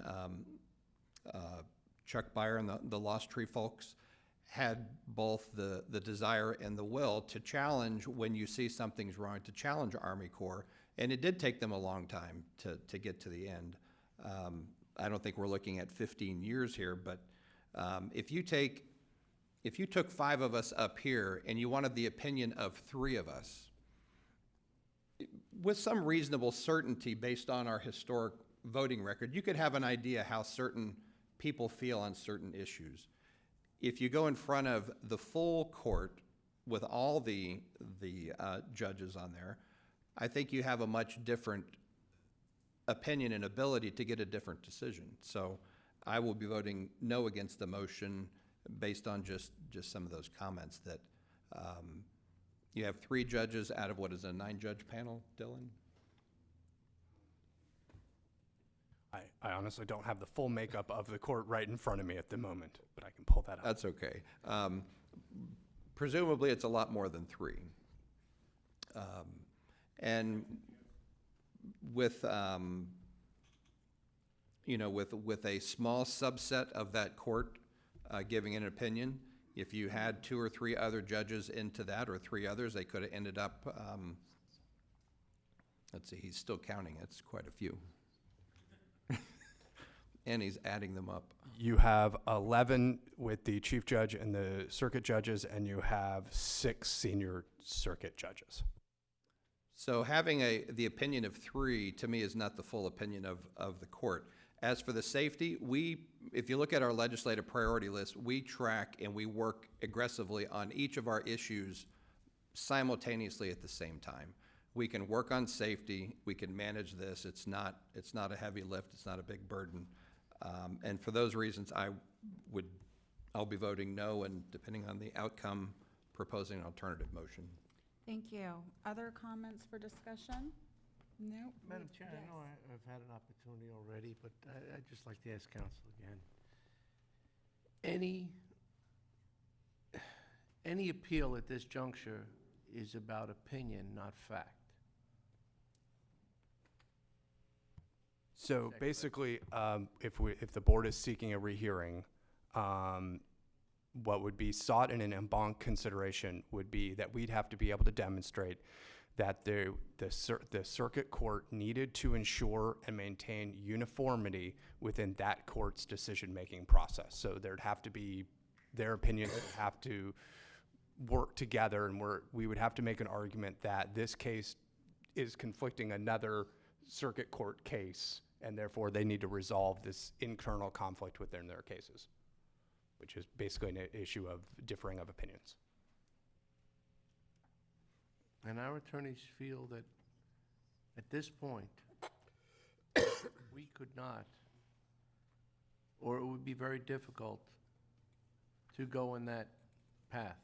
That would be a very high bar to meet.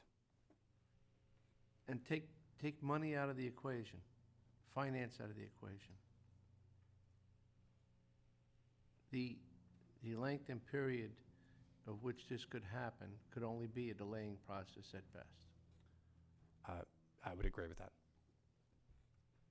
Thank you. Okay. Other comments? Seeing none, we do have a motion on the floor by Commissioner O'Brien and a second by Commissioner Flesher. Yes, if you will come to this podium and please make it quick, because we've had a lot of input already. Here, I was hoping that the panel would vote to postpone this action. Judge Ludig would be happy to speak to any of you. And he is a powerhouse jurist. To say he's one of 3 or one of 4 is undermining his depth of knowledge of our Constitution and of the law. He served as a, why don't you hold off on this vote and talk to him this week? We appreciate your input, and we do have a motion on the floor that will have to be addressed. So with that, we have a motion. All in favor? Aye. Aye. Opposed? Aye.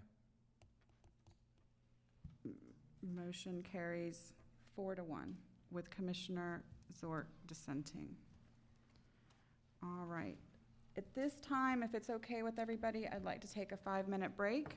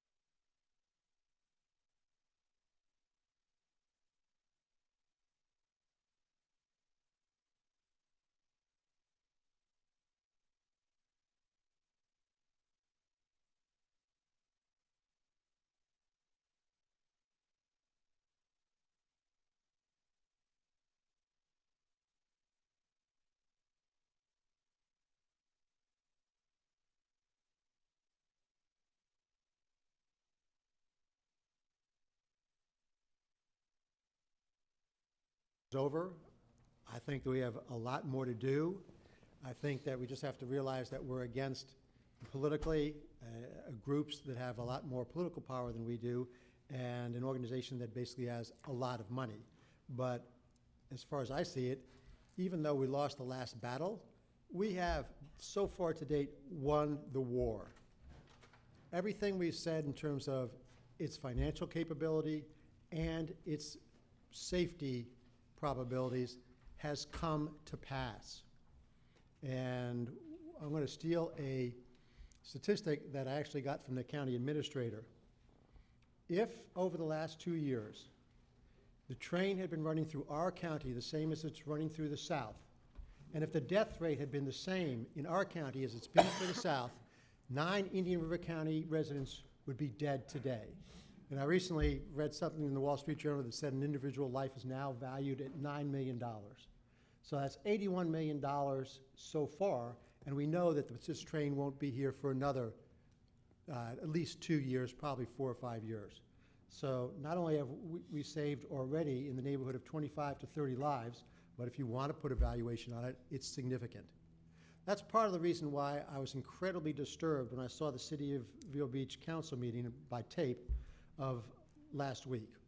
And it was interesting, some of the people who were here today and spoke for us to move forward with the litigation are the most actively engaged in the fight against the train, but they weren't even aware of what happened at the City Council. So I want to take a couple minutes to let a few more people know what the City of Vero Beach Council did last week. At the January 7th City of Vero Beach Council meeting, the councilwoman brought up the Bright Line train. She made a point of saying, "I'm going to stick to the facts as I understand them."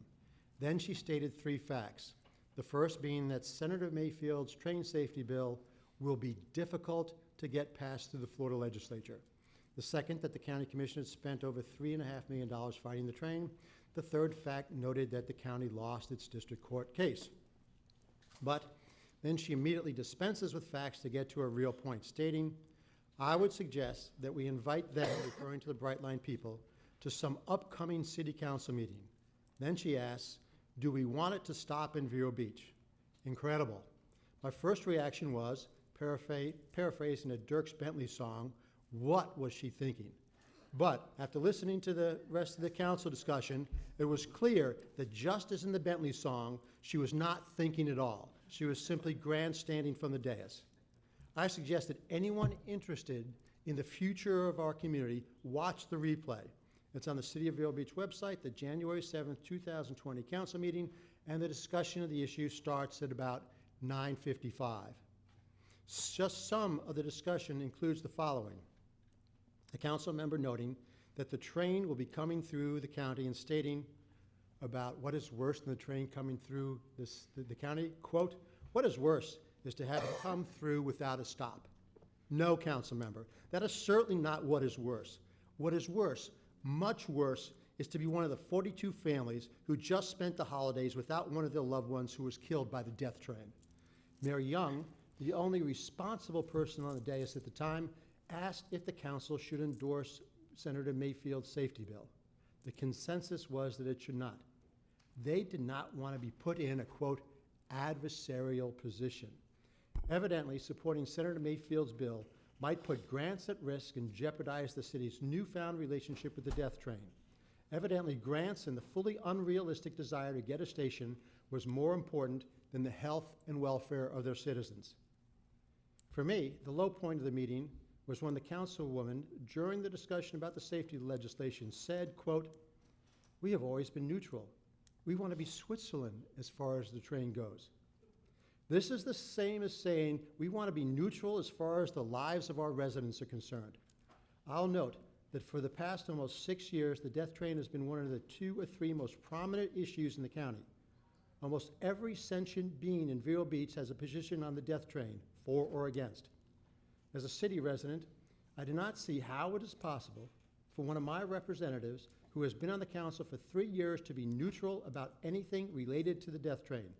I certainly would have thought it would be impossible for any responsible representative to be neutral on Senator Mayfield's safety legislation, which, if passed, will save the lives of perhaps hundreds of Floridians over the next years. I certainly hope that the City Council reconsiders Senator Mayfield's very important legislation and realizes that for the benefit of our community, that they should start prioritizing lives over profits. Thank you, Madam Chair. Thank you, Commissioner Solari. With that, we'll move on to County Attorney Matters, Item B, 2020 Committee Vacancies. Thank you very much. In November, the Board of County Commissioners had reappointed several committee members to various committees and boards of Indian River County. There were some committee vacancies that then were now present in 2020. We did receive an application from a David Morgan to fill a vacant position on the Beach and Shore Preservation Advisory Committee. County Attorney's Office simply recommends that the board consider the application presented and decide whether to move forward with a nomination of any applicant to any of the committees. And with that, I turn it over to the chair. Thank you. Commissioners, any comments or questions on that issue? No? Did you want to make an appointment to the Beaches and Shores based on the application we have, or do we want to wait and see if we have other applications? Madam Chair? Mm-hmm. I just had a question for council. How long has the advertisement for the vacancy been available to the general public? We made the public aware of it at the conclusion of the last board meeting. I mean, not the last board meeting, but the meeting in November. So basically, late November and the December timeframe through the holidays. So historically,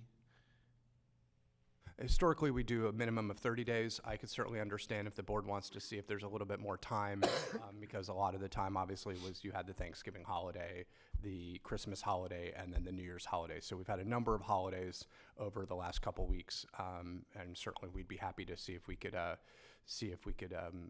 do a little bit better job of seeing what other applicants we may have out there. just as a point of order, and serving on the Beach and Shores Committee, thank you, Madam Chair. The announcement was made at the last meeting, and again, with the understanding that there were holidays and other days of obligation and absence of normal duties and responsibilities for many in the community, that the short notice might have limited the amount of available applications. That's notwithstanding that I would not approve or be one of the members that would be approving Mr. Morgan's application, but I believe that we should give it a little more ample time for consideration, and perhaps maybe at the next meeting. The next meeting, or did you want to wait till like the first meeting in February? Is there a rush to fill that spot? I don't know if a week is going to accomplish what you need, so. I certainly would be happy to reach out to various organizations that are involved in these types of issues to see if they're aware of any, just to make sure if there is anyone else who might be interested in filling a role. I was in the process of doing that as well, and some people were considering. In addition, there are a lot of people attend the Beach and Shores meetings that have had a visitor spot that were considering an active spot in the group. So I believe a little bit more time for consideration would be most appropriate at this juncture, Madam Chair. First meeting in February? First meeting in February. Could we do that, Council? Oh, I'd be happy to do so. Does that please the board? Is that okay with everybody? Do you want a motion on that? Got a consensus to bring this back in first meeting in February. Fantastic. Thank you. Thank you. We'll move on to, while we're on that subject, there are other vacancies, so anybody that's here, since we have a captive audience this morning, if you're interested, please look over those. There's lots of opportunities to get involved. Next item is going to be the necessity of take resolution for parcel of property located at 4740 58th Avenue. Mr. DeBrawl, welcome. Thank you, Madam Chairman. I'll take a Lambo leap into the issue here. Bill DeBrawl on behalf of the County Attorney's Office. We have the resolution of necessity here for the Paulette Brown parcel. We've already discussed, last week the board approved the scale report, the corridor study that considered the safety as well as the cost, the alignment, long-term planning and environmental aspects of the matter. today, and it also made the unconditional offer. The last thing that we have to do concerning this property to acquire it via eminent domain is to improve the resolution of necessity. The resolution of necessity provides for that it is necessary to acquire the property using eminent domain, that it authorizes the county attorney or outside counsel, which we will use in this case if necessary, to go ahead and file the suit, and to employ any agents necessary to prosecute the suit to final judgment. Staff's recommendation is to go ahead and approve the resolution of necessity in this matter. Thank you. Thank you. Are there any comments or questions for Mr. DeBrawl? Move staff recommendation. I have a motion by Commissioner O'Brien with a second by Commissioner Flesher. All in favor? Aye. Opposed? Motion carries 5-0. Thank you. Thank you. Thank you. Next item is going to be under Commissioners' Matters.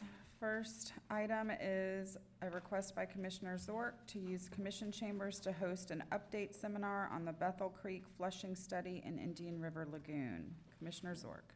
Thank you, Madam Chair. This item has been a few months in the making. We were trying to coordinate around Dr. Zarillo and Dr. DeFreeze's schedule. We finally got a date that works well for them a few weeks ago, or about 10 days ago, and brought this forward. This will be similar to the other events that I've hosted in here on the Indian River Lagoon related topics. This one will have a heavy emphasis on Dr. Zarillo from FIT talking about all the aspects of the FIT flushing study. We also have a lagoon update from Dr. DeFreeze, and we did receive this morning that Dr. Hanasek from Harbor Branch will also be presenting that morning as well. So just like the use of the chambers as we've had in the past for this event, usually about 150 people on average is our attendance. Commissioners? I have no problem with either consensus or motion. Okay. Is a consensus fine, Jason or Dylan? We don't need a motion. All right. Yes, that's fine.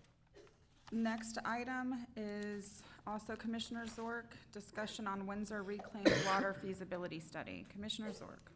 Yes, thank you again, Madam Chair. Going back, I've personally been watching the consumptive use expiration date for Windsor.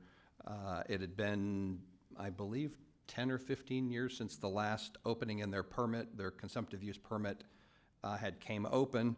As I monitored that date, in April 18th, I had met with St. John's staff up in Palm Bay, expressed my interest in the topic of looking at this. Primarily, the county has gone through a significant expense of bringing a reuse water line to Windsor a number of years ago so that it would be ready and available for Windsor to tie on to it when the appropriate review of their consumptive use permit came up. If you look at the feasibility study submitted, I personally have issues with some of the language used in it as they're representing the county's quality of our reuse water. We have some of the best quality reuse water in the region when you compare communities to the north and to the south and against the city of Vero Beach. Excuse me for 1 second. So from April 18th, Windsor's deadline would come up, they'd file for an extension. Their deadline would come up, they'd file for an extension. So we get through to the month of December, and I don't have the actual due date it was due, but it was tracked. And when we finally find out that they've submitted their study, St. John's essentially says, we've issued the permit, or with our intent to issue the permit, without allowing us the comment period that I had asked district staff back on April 18th. So with that, I would like to, we have a notice of rights under administrative hearing that's listed under the St. John's in their attachment letter. Like to have the county attorney explain kind of how would that process work, what undertaking would we have. Essentially, we have a community to the south, Johns Island, who was willing to front millions and millions of dollars to help extend a line to their community. take 1 million gallons of reuse water a day, which allows us to continue to expand our sewer system within the county. They could do that, but Windsor says our water's too dirty and it would cost them too much to connect. And I don't understand how you can have that conclusion when they're only a couple of miles apart on the same road. So let me ask you a question. Have you spoken to anybody at Windsor about this? No, I've spoken with staff, and I have spoken with the county administrator and the county attorney. Okay, and then you spoke to St. John's, Yes. but you've never spoken to the actual applicant or the property in question.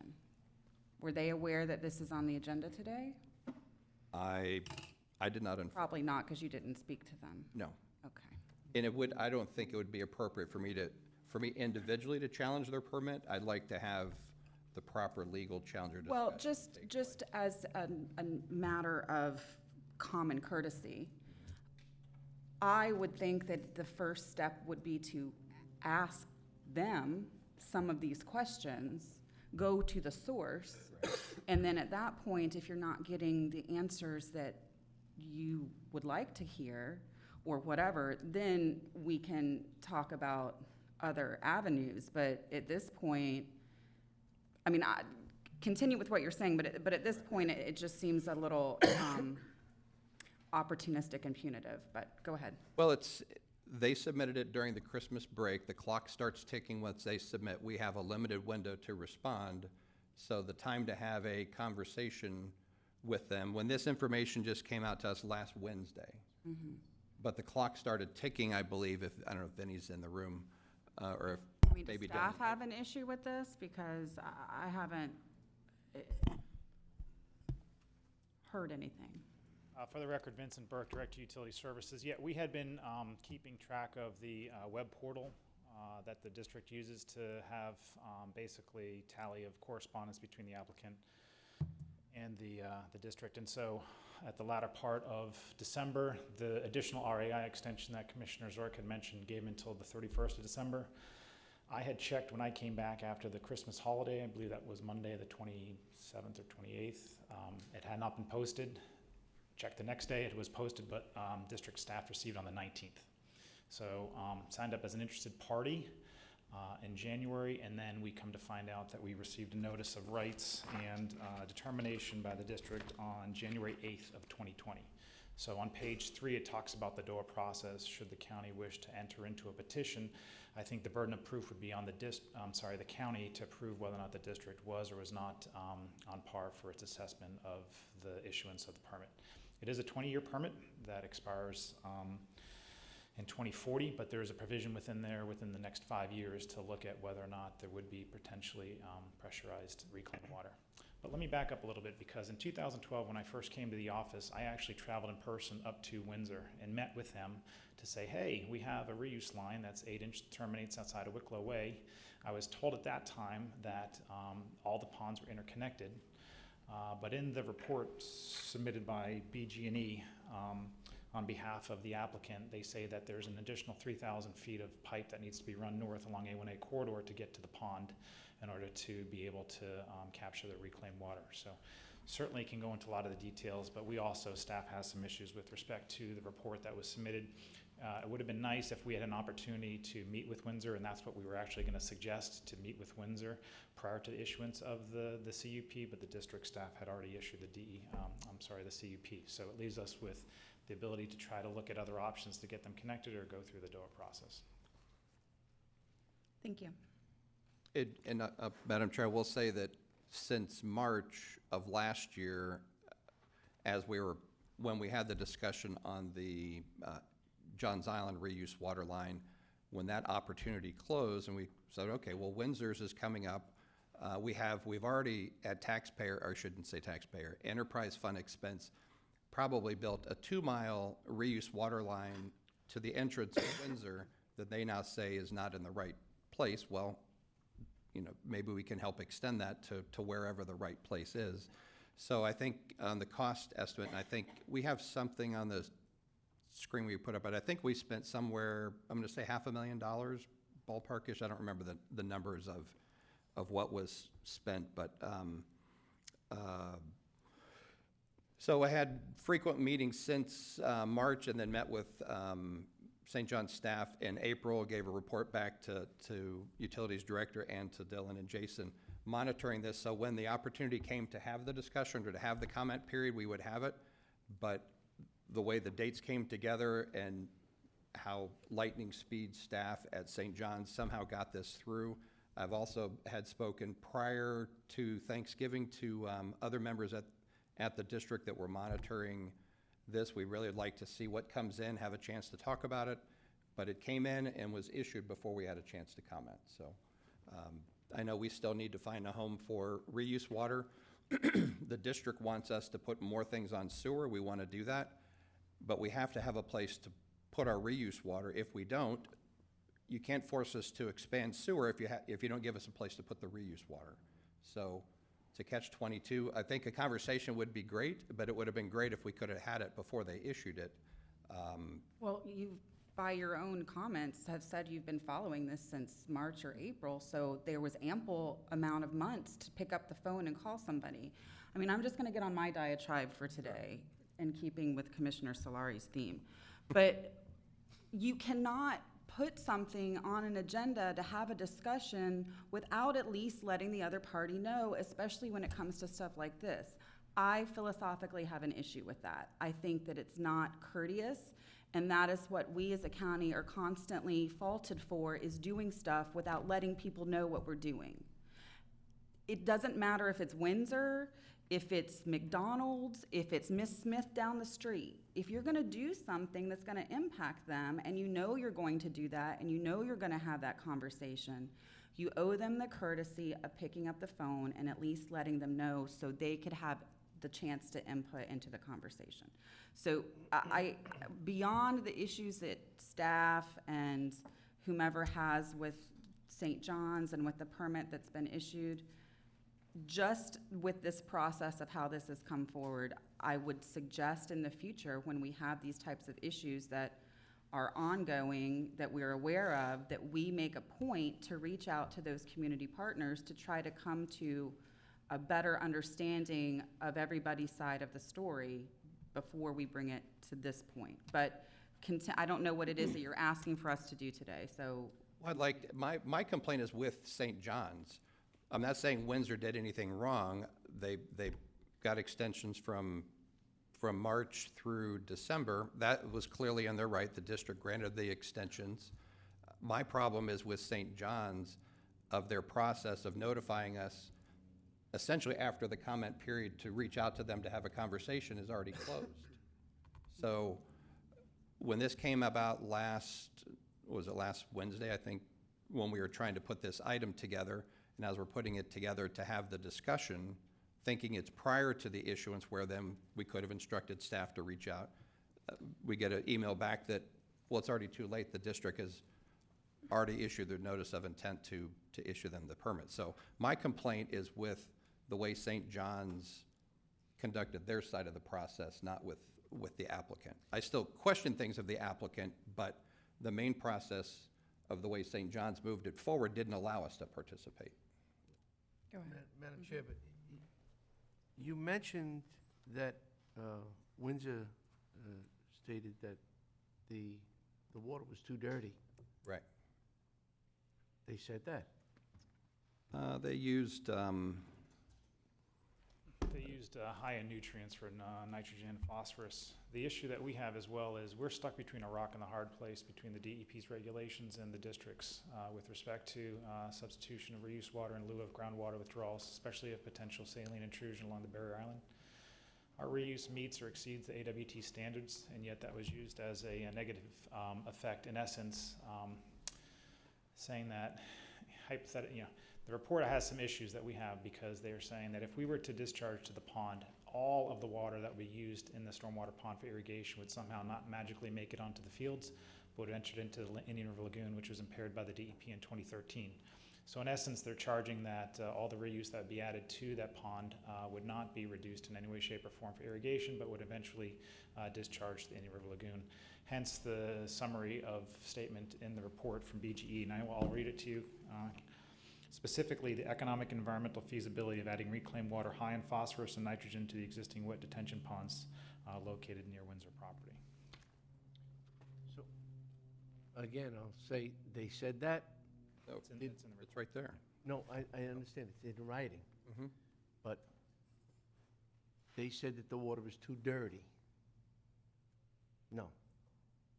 See, my point is that even the water, I think what happened is you worked the case without talking to the subject.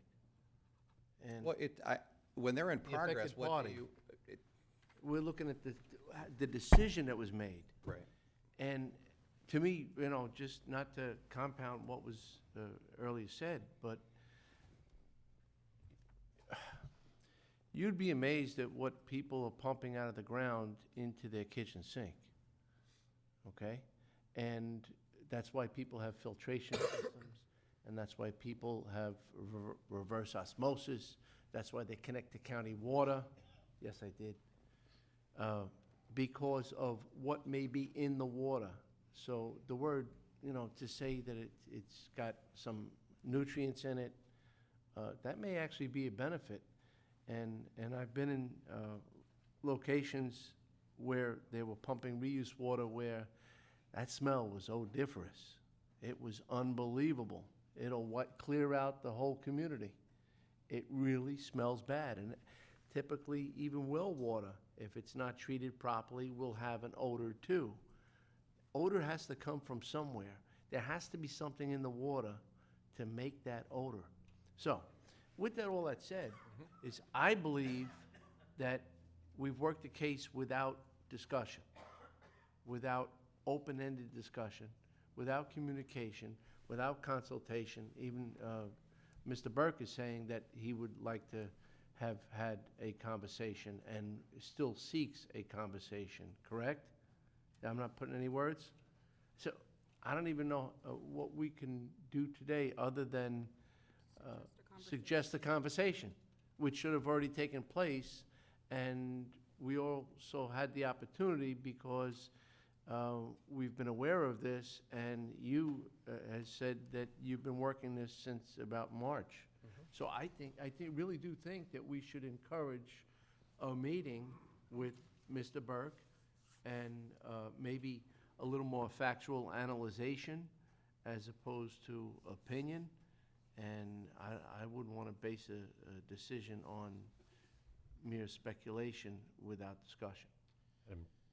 Madam Chair, staff would be happy to, if that's what the board directs or gives us direction to do, staff would be happy to reach out to the Windsor property to see if there is an opportunity for the county to work out a deal with them to provide reuse water.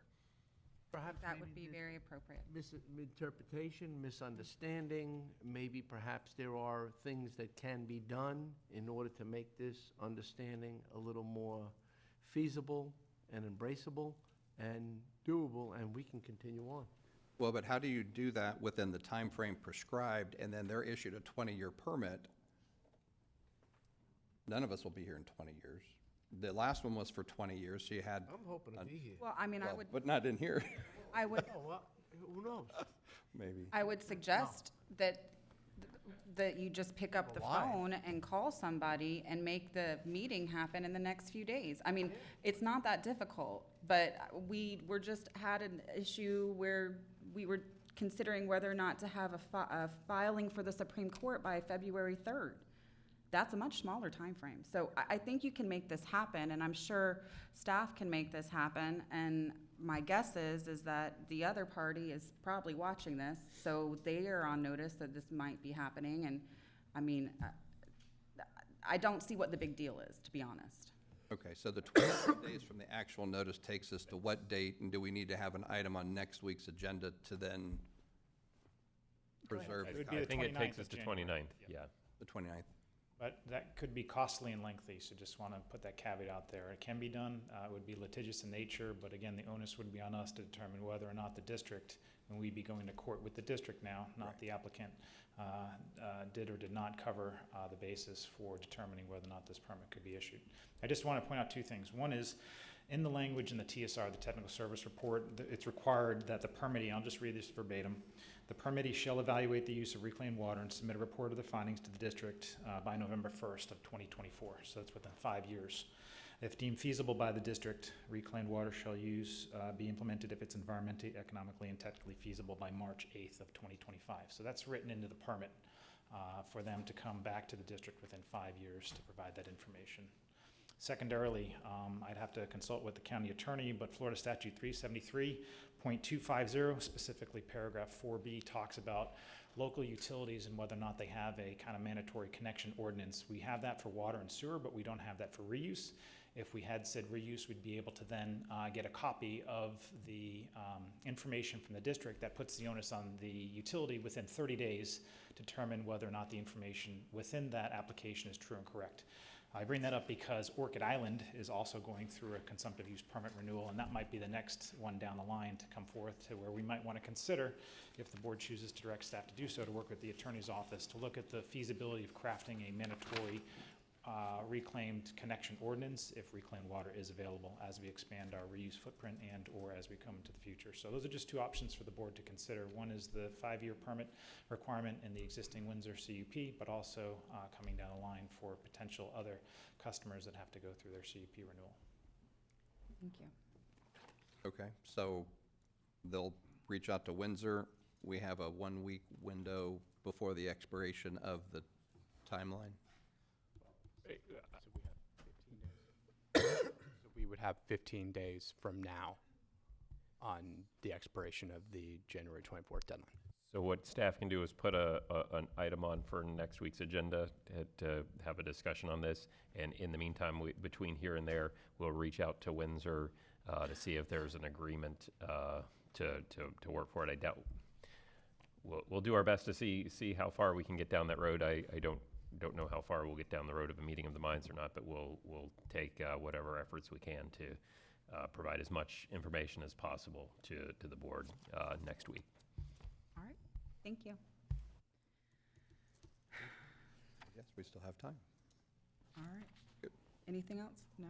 All right, then we'll move on to Commissioner O'Brien's item, proposed ballot initiative. Commissioner O'Brien. Thank you, Madam Chair.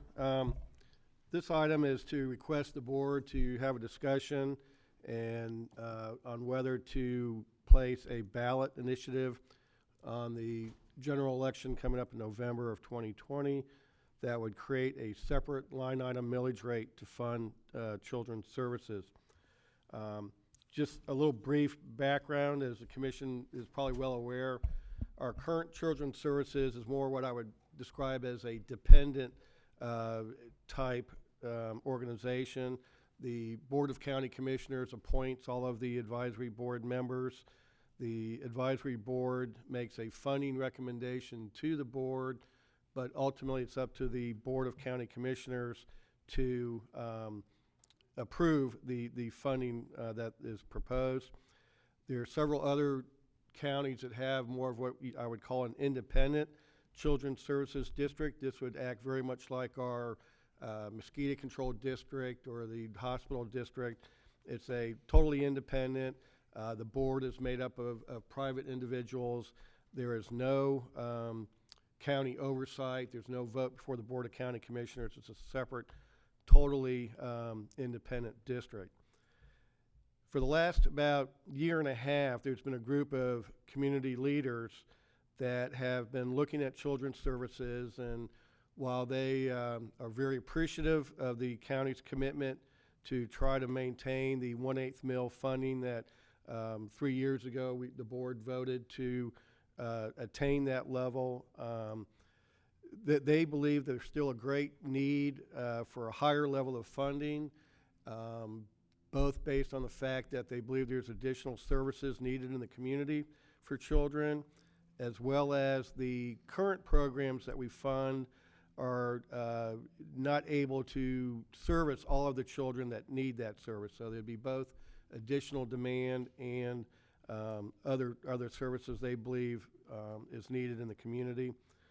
So they've been looking at this for about a year and a half. They've done quite a bit of due diligence on it. They have brought in folks from different counties that have different districts to see how they operate, to see what the pros and cons are. And what they are bringing forward and what I have placed here on the agenda is kind of a modified type district, you could call it. Some of the things I really like about it is it still continues very much with the overall look of what we do now, that there would be an advisory board that would be appointed by the Board of County Commissioners, that the clerk of court would still be responsible for audit duties of the Children's Trust. The advisory board would make a funding recommendation that would then go to the Board of County Commissioners for final approval. So it would look and act and function very, very similar to what we have today. The one big difference is instead of the funding as being just a line item in the county's general fund, it would create a separate, independent line item millage rate to fund children's services. And while I believe this board has made a commitment to the 1/8 mil, that certainly can be changed at any time by a vote of 3, and not knowing what future boards might be does leave some uncertainty as to the funding for the children's services. So what is before you today, commissioners, is just a proposed ballot initiative. Certainly, I expect there to be some questions and discussion on it, and look forward to that.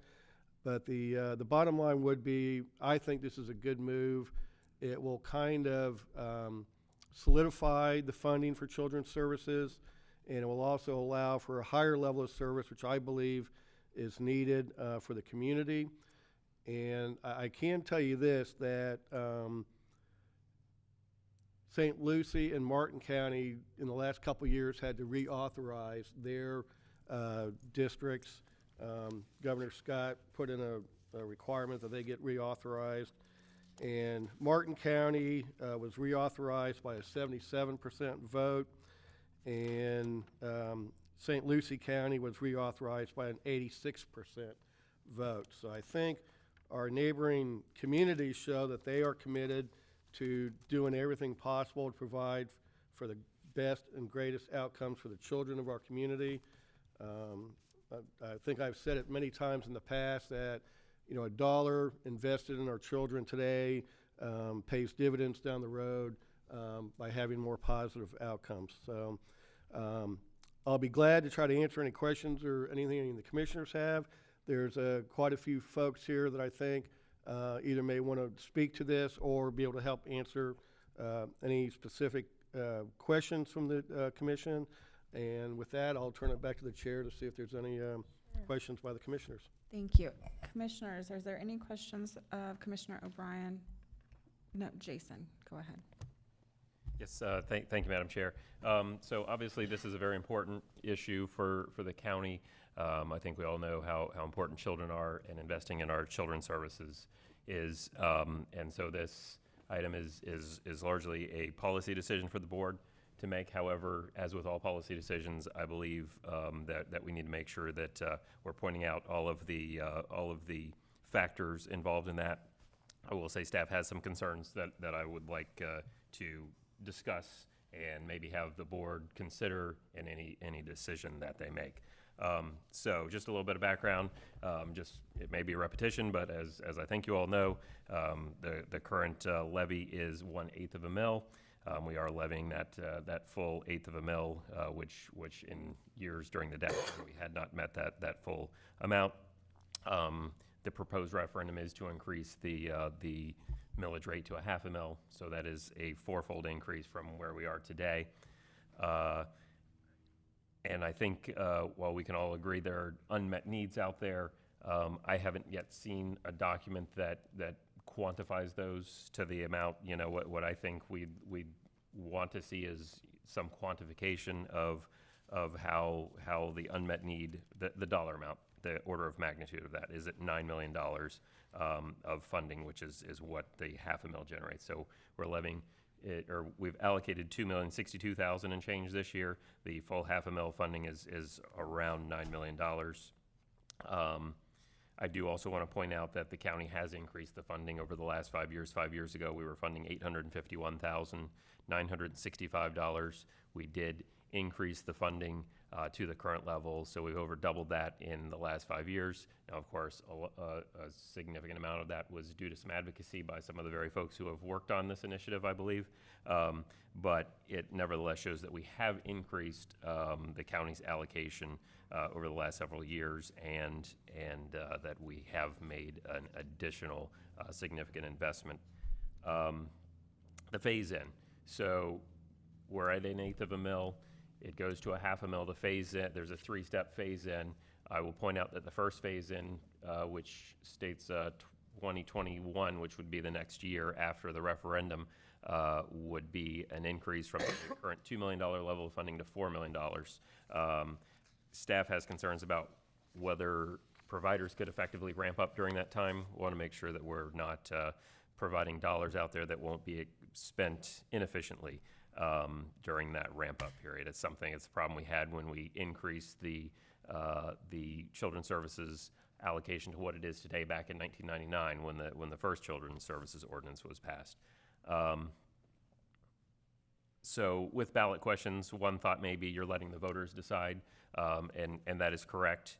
However, I believe that we need to make sure that the voters understand the context. I think the average citizen may not know what 1/2 a mil is, that's $9 million.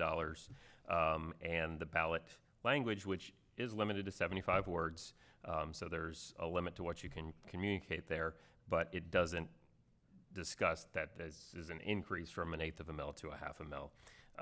And the dynamic of the board approving this does carry with it kind of an implicit endorsement of that. So I think we need to be mindful. The board needs to be making a decision based knowing that fact that this isn't, let's just put something on the ballot and let the voters decide. I think there is some implicit endorsement, if you will, of the county placing something on the ballot. The next item is that this is an absolute amount. It is 1/2 a mil. It's not up to, which we have today is up to 1/8 of a mil. I think that is one of the very concerns that some of the folks that have worked on this had, was that the county wasn't fully funding the 1/8 of a mil. However, it's just something that I want to point out, that the county wouldn't be able to reduce that during a downturn or for any other reason without a change, without further legislation. The proposal also has no expiration date, and I think that's the same thing that was done in Manatee County, which was kind of like one of the main model that's followed.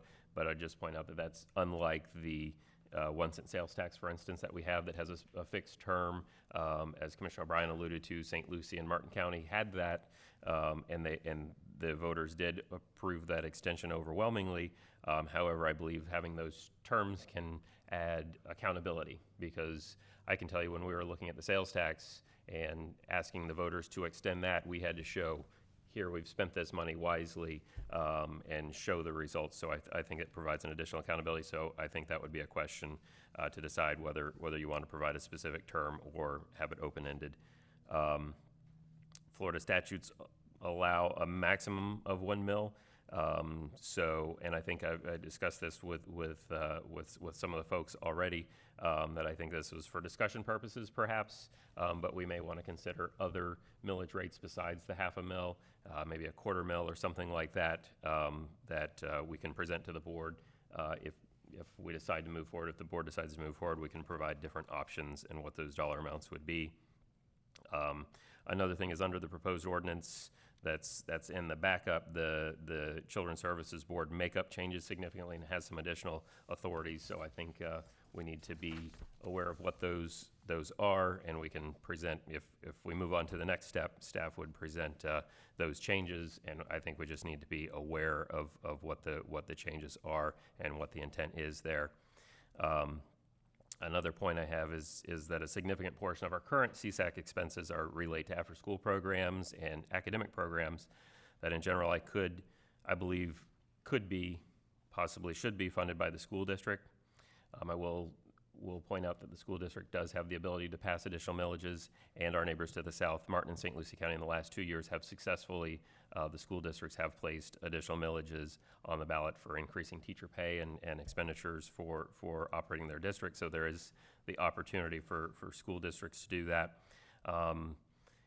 And in that general same vein, I'm aware of potentially 2 other referendum ballot initiatives that may come forward in this 2020 time period. I think this one is further along in the process, to my knowledge, than any of those other 2. But since those other 2 would have to come before the board for approval to be placed on the ballot, I think the board needs to make a decision based on looking at the global perspective, and not say we're going to do one and then have 2 more show up. I think we need to be mindful of, if those other 2 do move forward, the board needs to make a decision. Do you want to place all 3? Do you want to place 2? Do you want to place 1? And just to consider that whole dynamic. So whatever decision the board makes today, I just request that you provide direction regarding the ballot language in the proposed ordinance.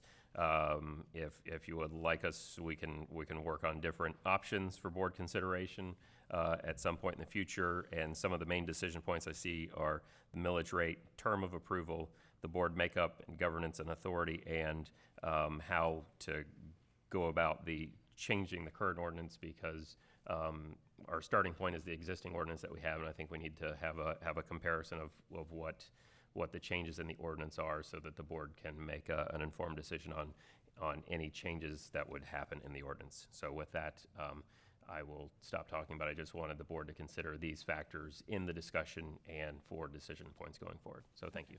Thank you. Commissioner O'Brien, did you have anything to add to? No, Jason has brought up some good points, and I would like to point out that the folks that have been working on this have met with Jason, and they've also met with Dylan. So I think they did, work with staff, and but certainly I appreciate Jason's comments. I think, kind of as county administrator, that's his job to make sure that we know everything going on. So I appreciate all that. But no, I'm fine. Thank you. Okay. If there's no comments from the commissioners at this time? I have Yeah, just go. a couple. I'll have a lot more later, but I'd like to hear from Sure. the public first. But just to help keep this a little bit in perspective, I think we should keep in mind we're talking about 3 different issues here.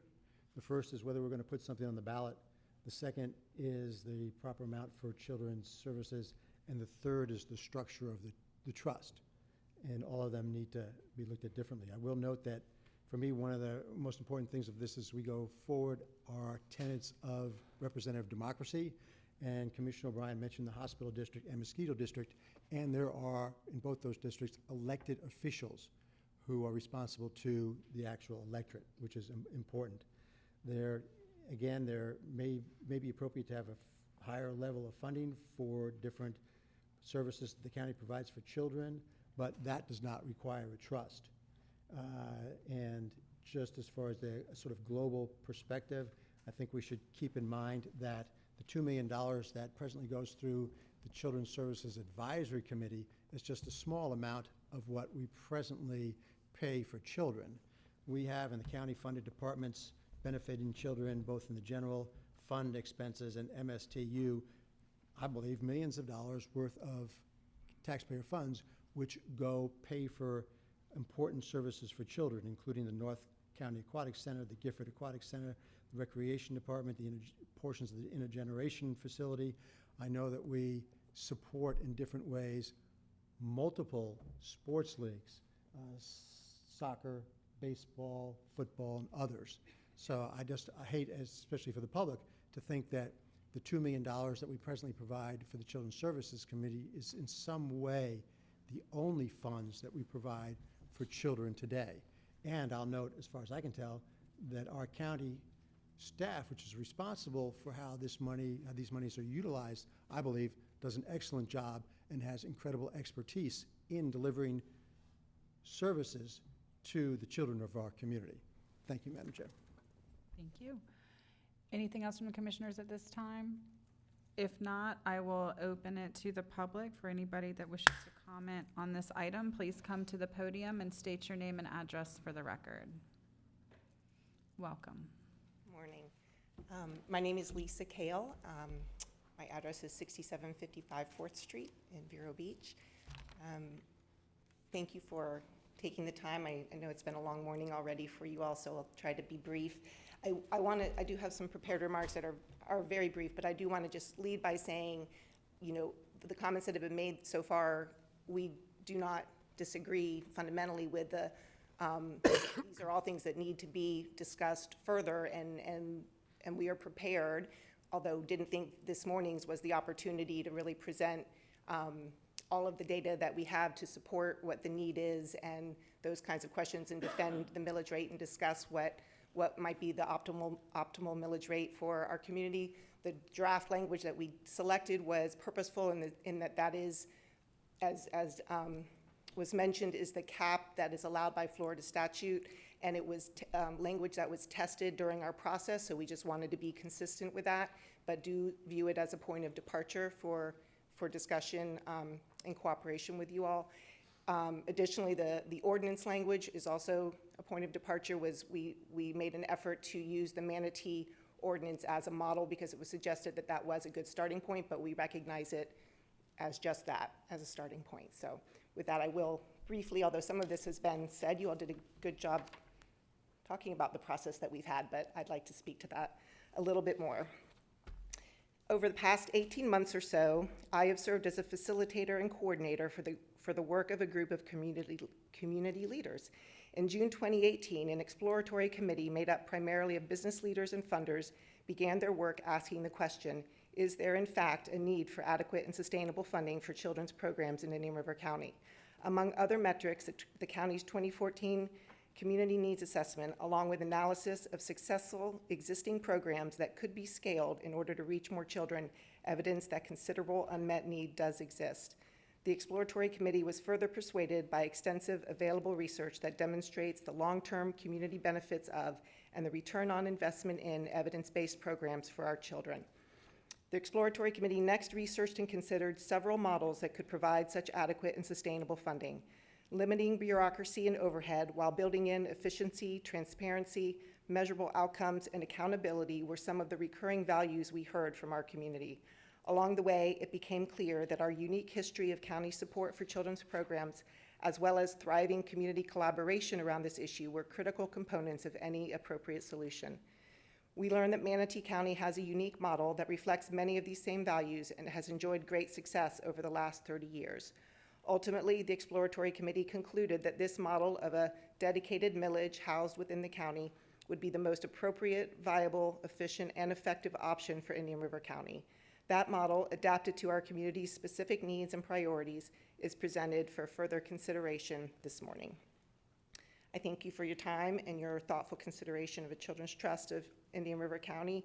I know there might be interesting questions in time, others who want to speak, but briefly, I know that Karen Toole is here, the Indian River County Director at Communities Connected for Kids and a member of the current CSAC, and Michael Kint, CEO of United Way and a member of the Exploratory Committee. They'd like to briefly offer their perspective on the value of Children's Trust, but if there's anything, I guess, specific. Is there any questions for Mrs. Kale at this point? No? All right, thank you. Mr. Kent, are you next?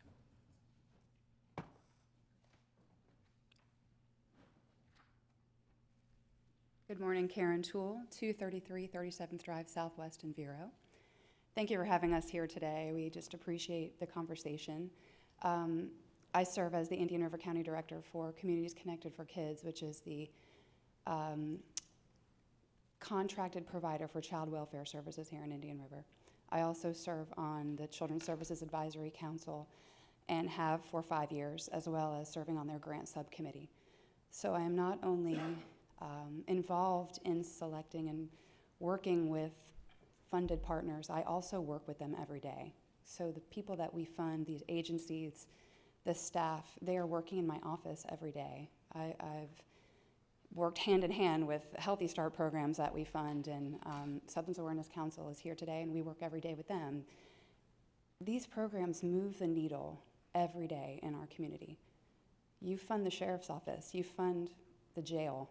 These programs save you money. They keep people out of the jail. They keep people mentally stable. They keep opiate families receiving services that they need. they do good work. We're good stewards of this money, and we are so grateful for the $2 million that we receive every year. But to think about what we could do with $9 million, I can't even fathom it. It would really be amazing to see what we could do. This is what our neighbors do. This is what Martin does. This is what St. Lucie does.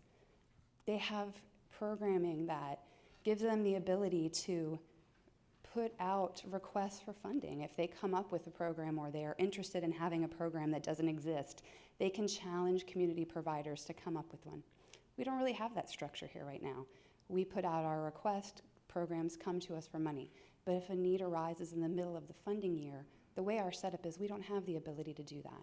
We don't have a reserve funding or any funding sitting aside to say, you know, we've had this uptick in this particular issue. Let's see if we can challenge some of our community leaders to come up with a program for us. So there are things that we don't have the ability to do that our neighbors do that are working for them. So I just appreciate greatly the conversation.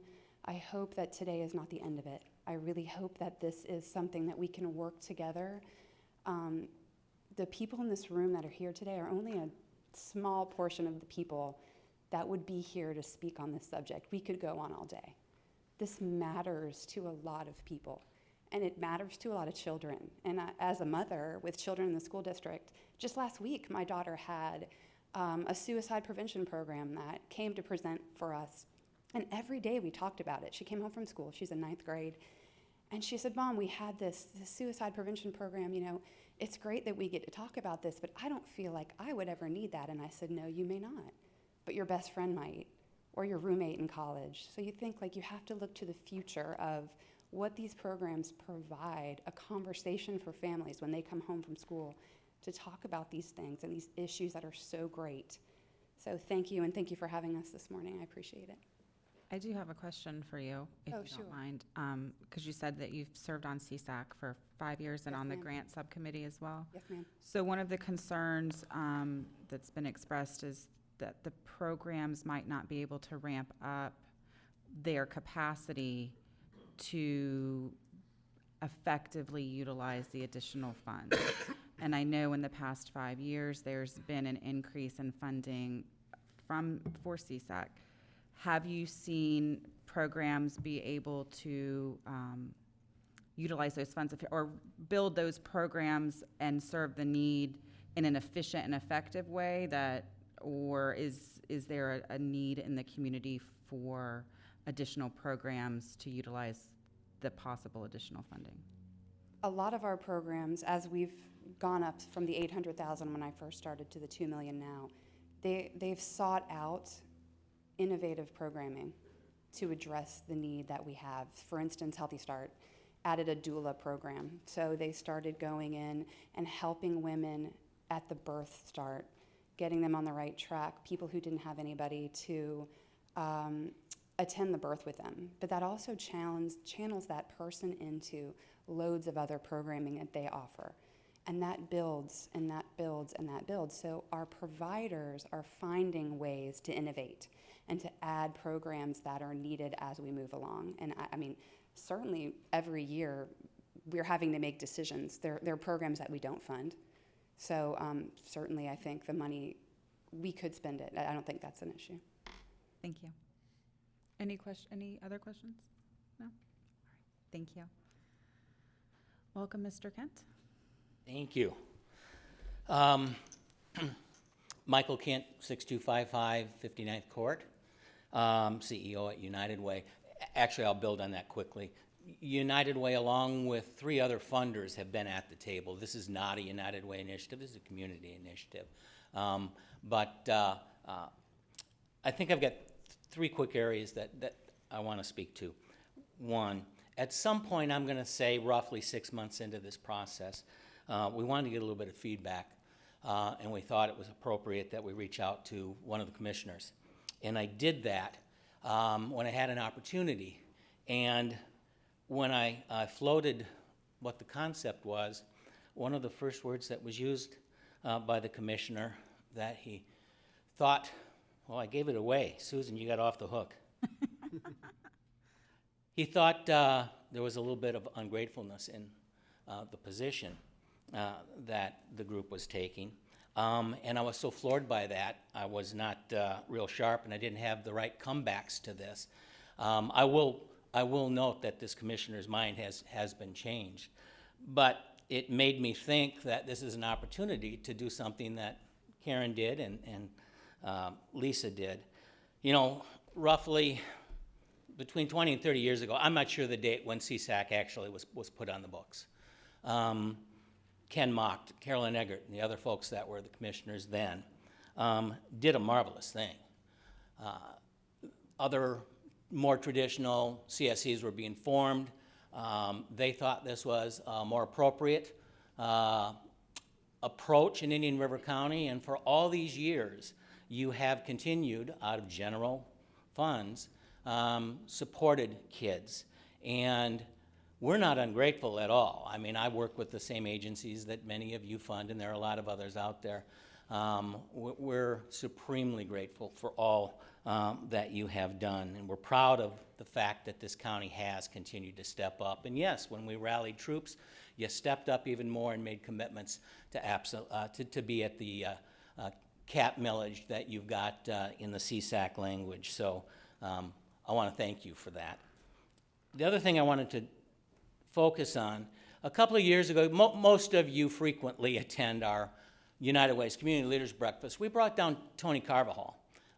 He's like the number 2 guy, maybe the number 3 guy with the Florida Chamber.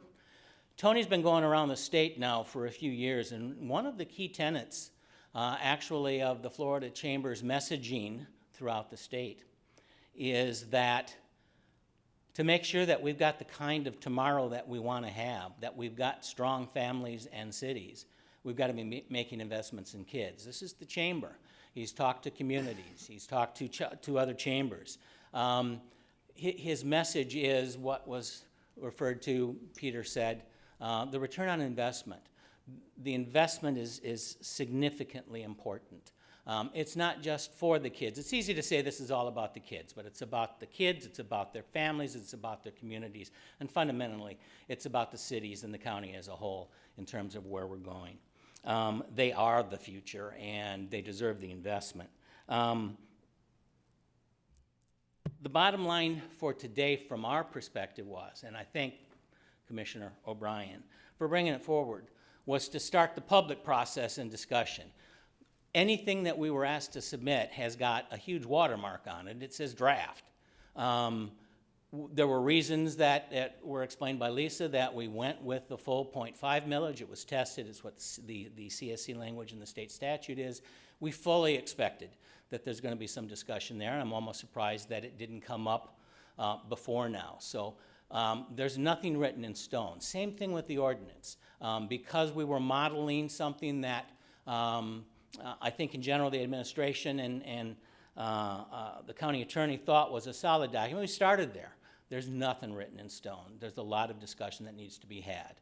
We know we can demonstrate need. We didn't put documentation like that in there. In fact, there's a community needs assessment that is actually, there's some new draft language relative to children's services and programs that's there. I haven't seen it, I'm aware of it. I mean, it's dropping. So we're going to have really up-to-date information from that document. Additionally, through the Moonshot Moment, through the Moonshot Community Action Network, all of the agencies that are part of that have been asked to take a very hard look, and feedback has been given by many already, as to if they've got programs that are worthy of going to scale, what would those costs be? We've got data, and it's time to start sharing that, obviously. Lastly, I thank again the Commissioner for putting it out there.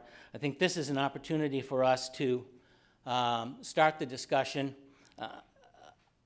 The thing that I think has appealed both to a lot of the members of the Exploratory Committee, I've got the feedback from most of the commissioners as well, and your administrators, was that what we're proposing, the structure is really pretty close to how CSAC is laid out.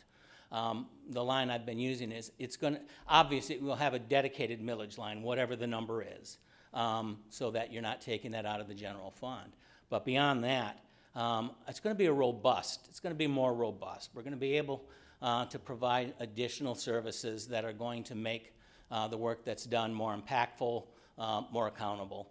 And it's just a good opportunity for, I think, the county at this point. I wasn't going to say anything, but I'll throw in I've heard about one other thing that's going to be out there, one other referendum or proposed, and someone's alluded to a second. I have no idea who or what it is. There may be ways that we can, we ought to be talking about it at least. From you, you've got a different perspective, but from us, if we want to go forward, we're open to discussions. I'm fully aware that the school district has a reauthorization coming up, and we are open, is what I need you to hear, for absolutely having discussions that we want this to be a win-win. We don't want any of this to be an us versus anybody, is the bottom line. But for the kids, for the families, for the county, I thank you very much for all that you